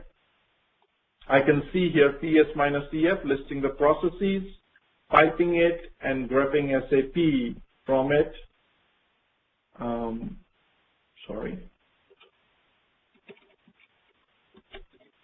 Grabbing SAP lowercase from it, and you see all of these SAP processes running, right? And we'll spend more time on these processes. These processes map to what you see in the front-end system, right? So if I do /n SM50, which is a transaction which lists all the work processes, there's a work process called 2155. That work process should be visible to me here, right? It's right here, 2155. This is that work process. Exactly like this, with 2 screenshots, you could have a certification question, right? To match the back end to the front end, right? So this is just an example of it, right? Is that this PID or process ID, which you're seeing in an SM50 transaction, corresponds to which line on the back-end system when you do a PS minus EF. On that particular concept itself, number of questions in the certification exam come up. I know in my certification there were at least 2 of them on just that concept. As an example, right? So this here I just wanted to kind of set the stage for the fact that you could have such certification questions, and that we log you into the backend. This is the backend of RP2. Similarly, I can go to the backend of IH0, load, open. This is the backend of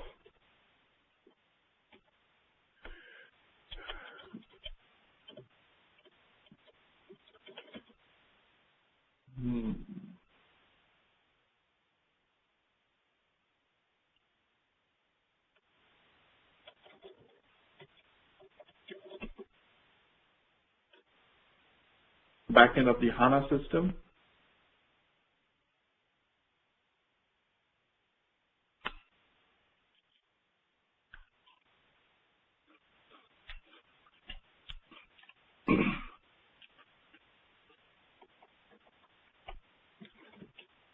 I can switch user to IH0 ADM, which is the HANA system admin.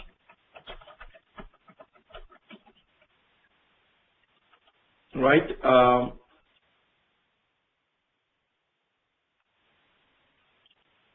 And then I could do HDB info as an example, and HANA is running.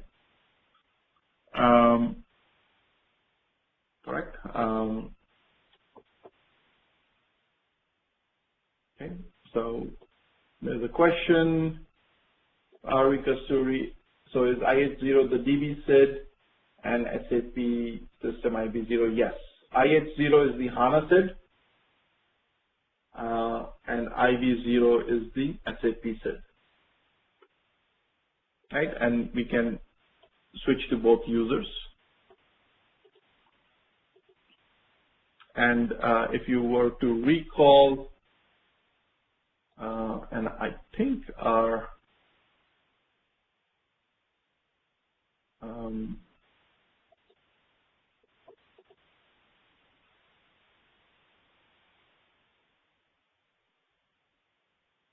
so in this diagram, this gray box is IH0, and this BW, right, instance which is running here is IB0, right? IH0, IB0.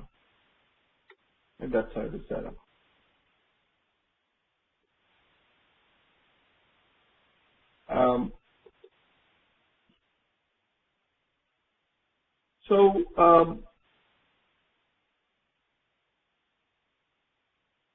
on how do we, how do we delve into different areas, right? So let's say row and column stores, if this is what I need to provide details on, right? Specifically, we'll look at page 13 of the HA 100, focus in on there, right? To give some guidance on what is the difference between a row store and a column store, and get our hands dirty around it, right? And we'll do it in a little, right, to kind of show that to you. Various transactions, right, which are available in SAP SM04 shows you the user list. AL08 also shows you the user list. SM51 displays the number of app servers. SM37 the background jobs. And we can, we have seen some of the transactions today itself, right? But if I come back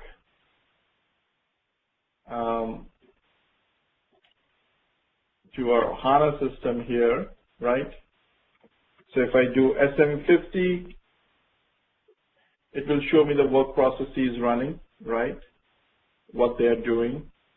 A transaction. If I do SM51, again, we'll look at these in more detail. It shows me number of app servers running. There are 2 app servers running, 01 and 07, right? SM21 shows me the system log, right? I can look at the log entries, right? So this is a log entry, right? So this is the issue we had, right? Which we had pointed out to, right? Is that Shishya logged due to incorrect login, right?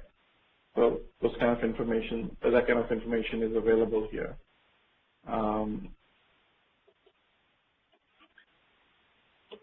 SM37, you can look at the background jobs which are running in the system under, let's say, any user ID all day today. You can see what all ran, right? It's going to give me a formatted list of that, right? So these are the jobs which are running in the background. I'm just kind of giving examples of things which the system is doing, right? It looks like this one job runs a lot. Every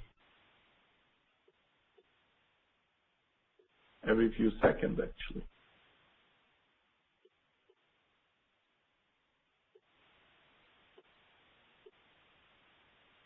Right?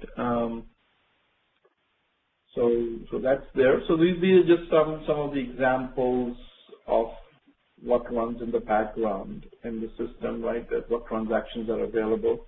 Also, who all is logged in, right? SM04, right? Who is logged into the system, right? I'm logged in as Shishya, and looks like I'm the only one logged in at this time in IV0 system, from the class. But then again, I have not asked you guys to log in.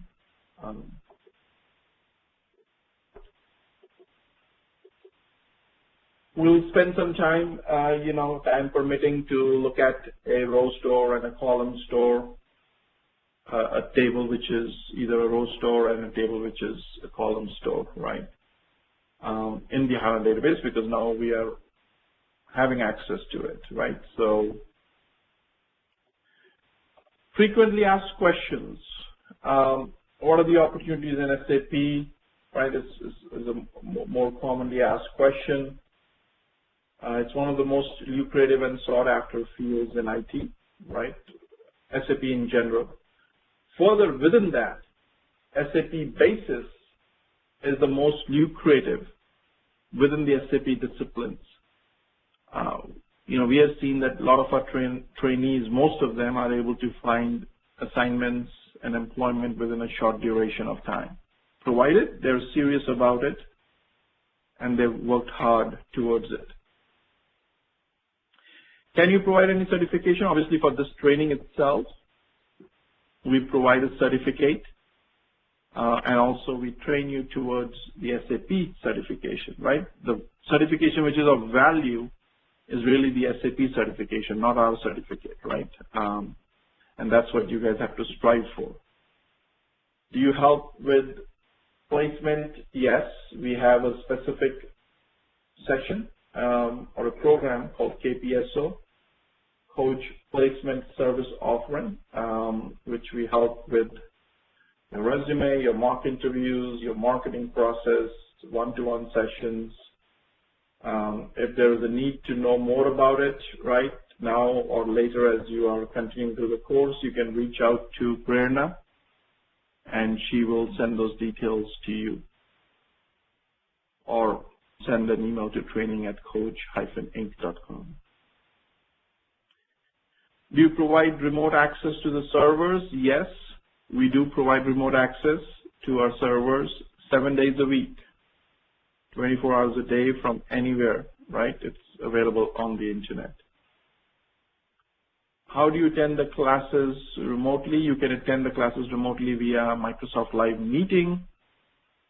We will provide you with a username and password to log into Live Meeting and attend the class remotely. In addition, there will be a phone conferencing facility which you can dial into, like a number of you are, and interact with the instructor if that capability is available. How long after the training do I have access to the servers? 3 months. And even after that, we don't just take it away from you, right? Our goal is to make sure that you learn.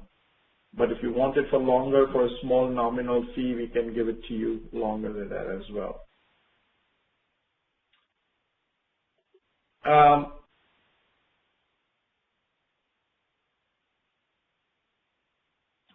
So, a lot of people say that, well, tell us how did this work for someone, who was able to attend the course and, break into the SAP market. So what we have done is we have kind of just given a little case study on that.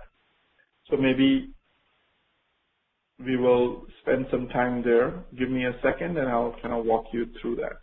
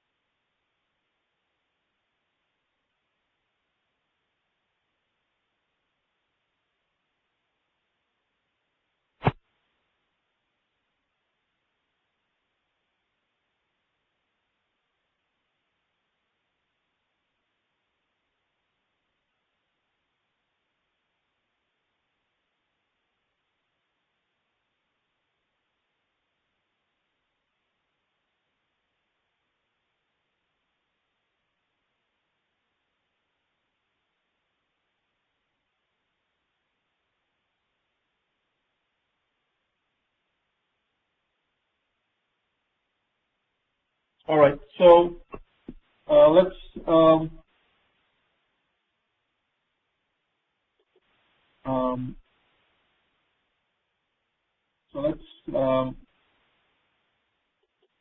talk through this case study. So this is of a student, right? Little dated, but there's a lot of examples similar to this from batch 29. Who attended the batch in April to June time frame, right? And then attended the KPSO session from October to Jan time frame. In the middle of it, got can you remind us what is the KPSO? Sorry, could you repeat, please? Can you just explain again what's the KPSO? Oh, KPSO is our coach placement service offering, right? It's an offering which we have for marketing and placement of trainees and students who have attended our course. Okay. Thank you. And sure. And from Feb to March, right? We were marketing her, and she was interviewing. She was marketing independently as well. And April 18th, she joined Accenture, right? So truly took 1 year in her case, but if you see from June to October, for some personal reason, she was not able to concentrate, right? From June till October. Had she not had that gap, right, she would have saved another 4 months in this overall process, right? And this goes end to end, right? From starting in SAP to working at Accenture as part of their, SAP services. But what made it difference for MD, right? The student in this case.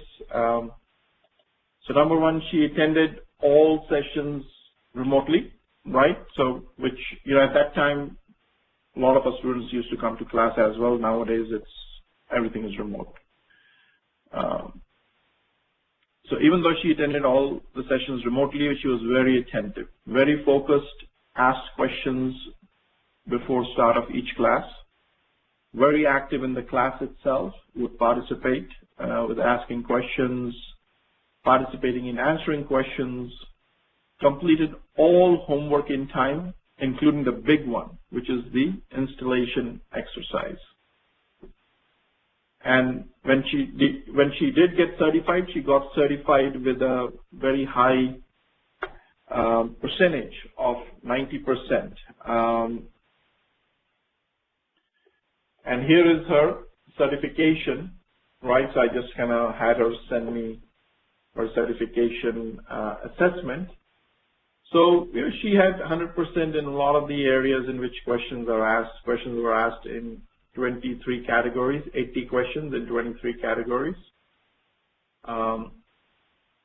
SAP Internet Technologies, SAP Systems starting and stopping were the two areas where she did poor, around 66%, and then SAP System Configuration, which actually we do a pretty good job teaching. Also, she did poor in. But she nailed a lot of the areas with 100%, right? So overall, 90% and a pass grade, right? So very successful from that perspective. It's your turn to ask questions. We are, close to 2.5 hours into, so I want to make sure that as we promised, we'll keep aside 15, 20 minutes for any questions and answers. And I don't want to cover a lot of different areas because, again, the goal here is to orient you and introduce you to SAP HANA and Basis, right? So there are 2 questions already. Who do we communicate? Yeah. Hold on for a second. There are 3 questions here on the screen already. Let me go through those, and then we'll go through yours on the phone as well, if that's okay. Sure. So the first question is from Rashmi. Who do we communicate to when we run into issues while doing exercises, homeworks? So every communication happens through the Yahoo group. So you post your question there, and it's answered by our system admin, right? If he's not able to answer, then I will answer. In a lot of the cases, depending upon the question, your colleagues who are attending the course themselves might answer the question because they are also reading those questions. That's why it's on the Yahoo group so that they benefit from it. Okay. Any suggested websites specific to basis, admin, and T codes? All the T codes we already provide, right? So you don't need to spend time searching for those T codes, right? We have a good cheat sheet, which is in our DVD, which gives you all the necessary T codes which are of interest, right? We provide that in our training material, which you will receive. I will show a sample of it. Give me a second.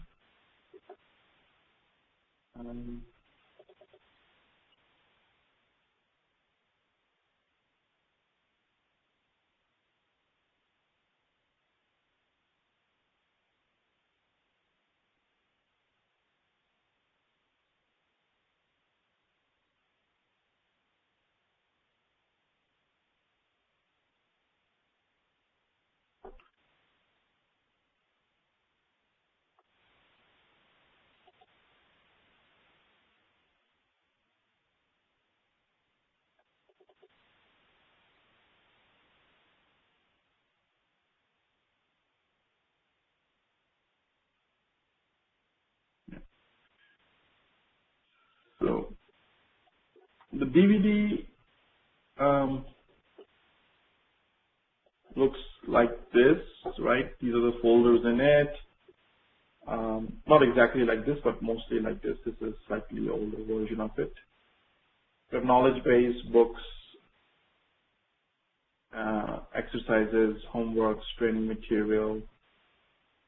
So in the knowledge base folder, as I told you, it's got a lot of knowledge base stuff. There is a handout. If I open up this handout,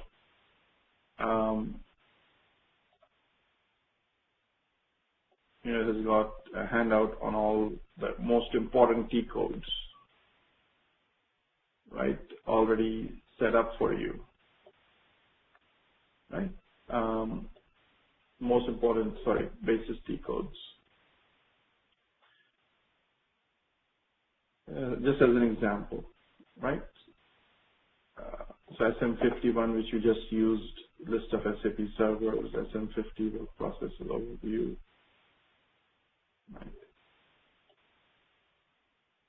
Amongst a lot of other things, right? So as I also told you, sometimes if I have prepared good documents or documents which are of importance, like there's one called CIL.ppt. This is client instance landscape, on how client instance landscapes are designed. It's a little dated deck, right? But the concepts are same, right? So how do you do it for ECC system, right? What are the different clients? How does a basis admin typically draw these diagrams, etc., right? This is for a BW system, and this is for a solution manager system, right? Just as an example.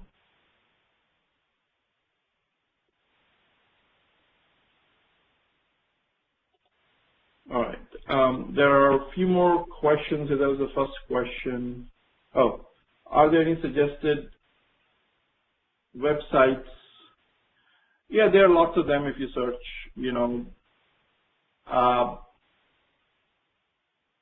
and then you'll find some of them good, right? You can spend some time on those, right?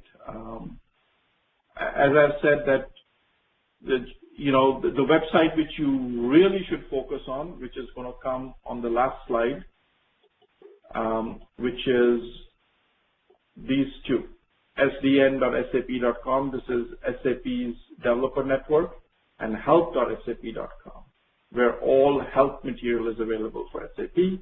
It's public website, right? Those two are important, right? And as I told you, unfortunately, when you deal with us, every time you're going to get homework, right? So this is your homework slide, right? So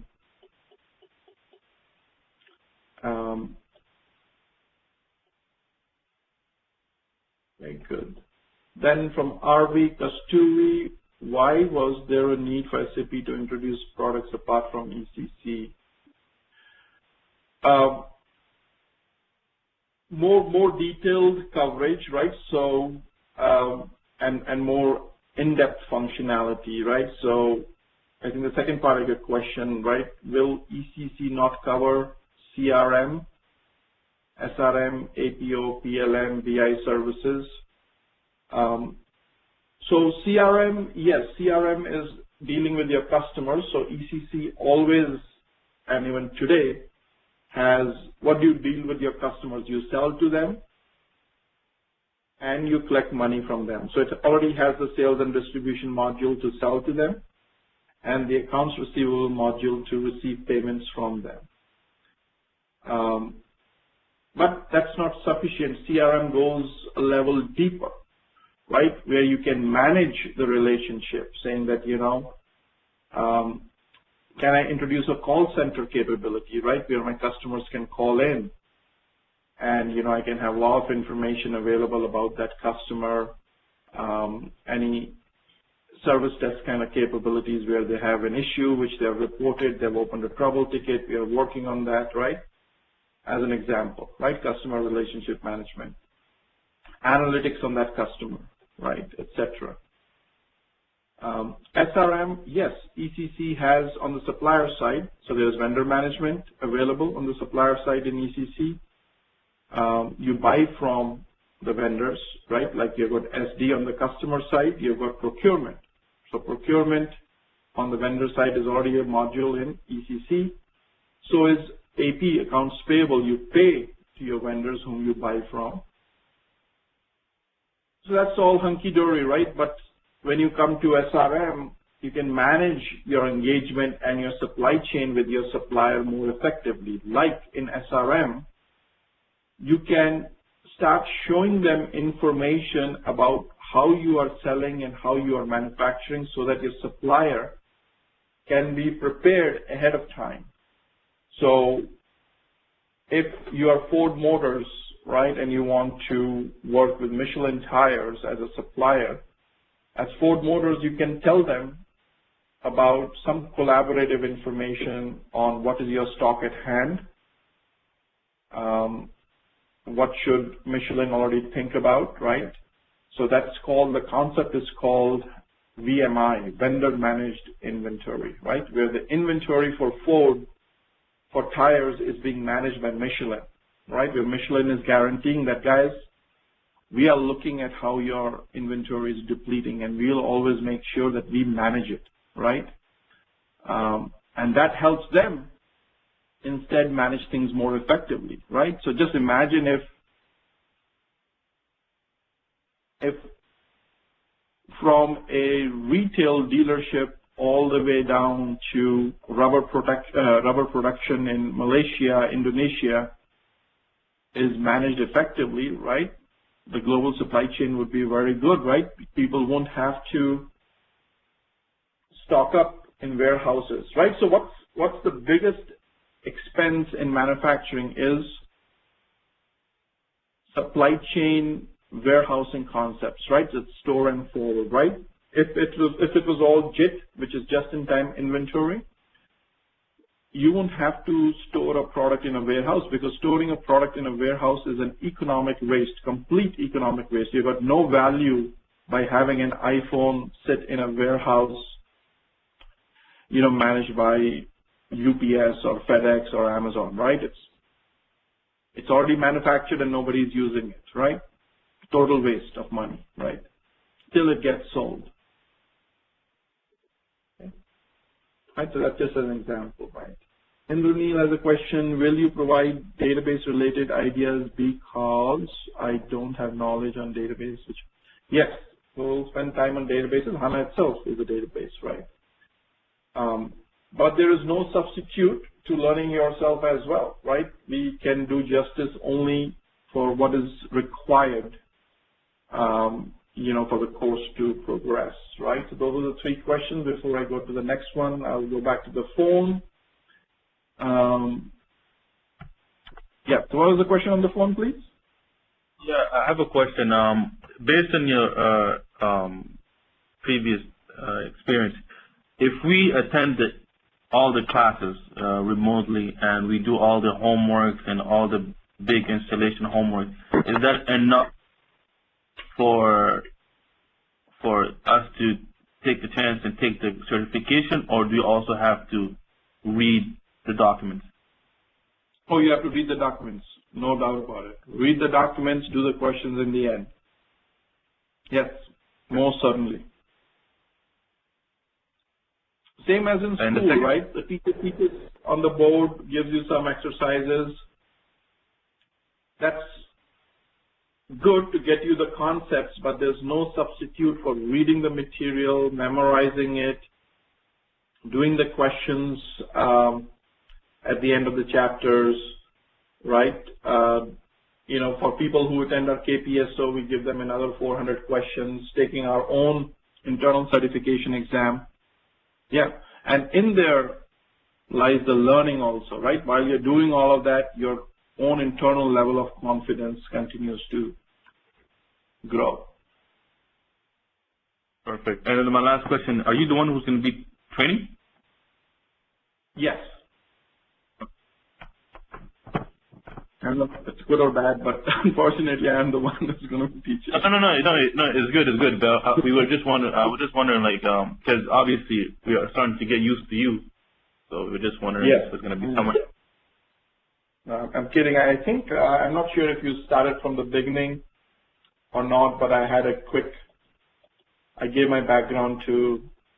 Yes, exactly. We heard someone else talking. That's why I'm asking you that question.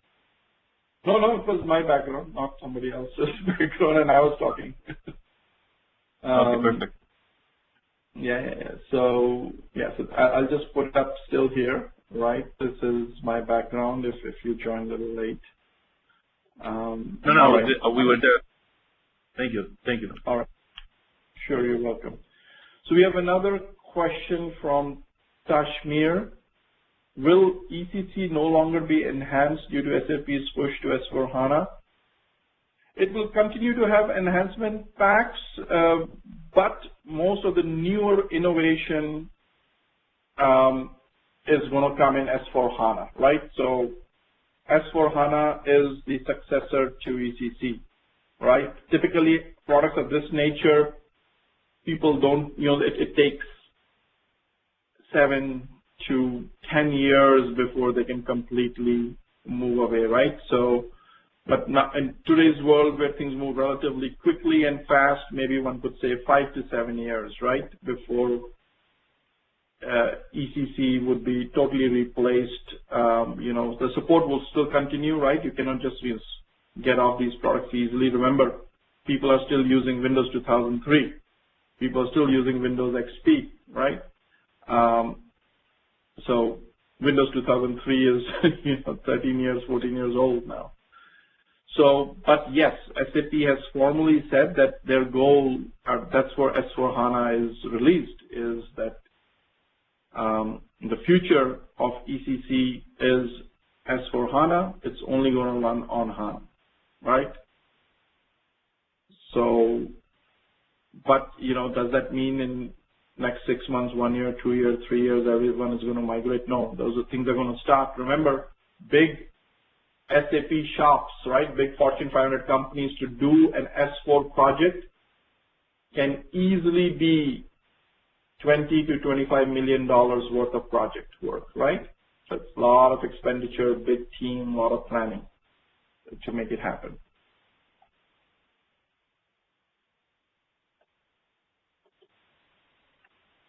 How is the licensing contract with SAP obtained? I don't think I understand the question, meaning how does the customer license SAP? The customer has to buy SAP, you negotiate with SAP, buy the license cost for the kind of functionality they need and the products they need. It is fairly complex, so it's a pretty involved process when a customer is trying to buy SAP, right? It's not off-the-shelf licensing, which you have typical for retail products, right? So it's probably a multi-month effort which a customer would go through with SAP on the licensing front.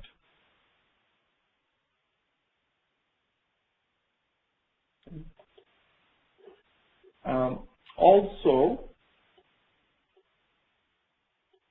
other questions are coming up. Homework. Register at SDN, SAP's Developer Network. It's free. You'll start learning, right? Start participating there. Keep help.sap.com handy, right? It's important. A lot of material is available there from an SAP perspective.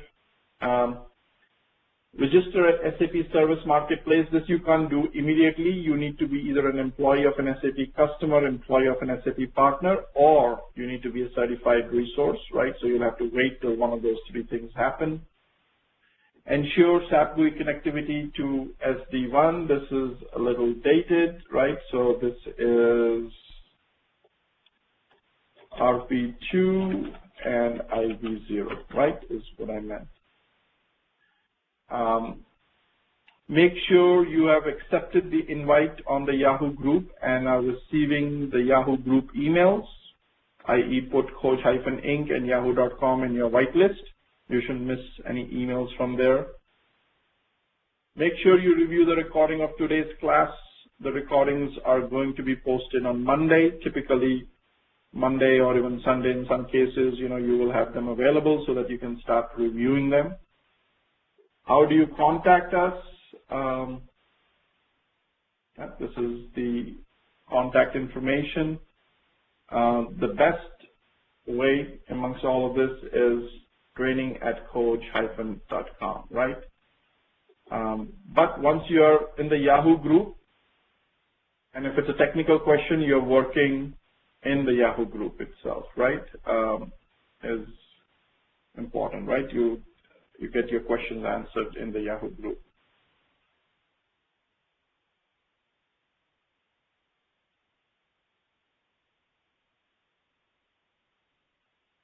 Okay.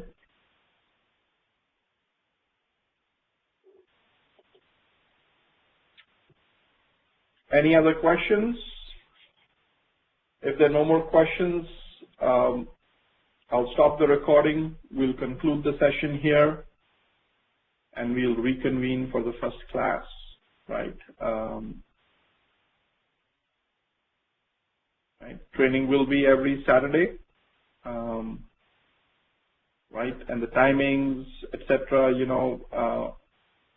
have already been provided by, it's 8 hours, right, every day. Every Saturday, every time we have it. There could occasionally be weekends which will be skipped, like no long weekend will be a class, right? This just, over the years we have figured out that a lot of people miss it, including me sometimes, so we just want to make sure that we just avoid that, right?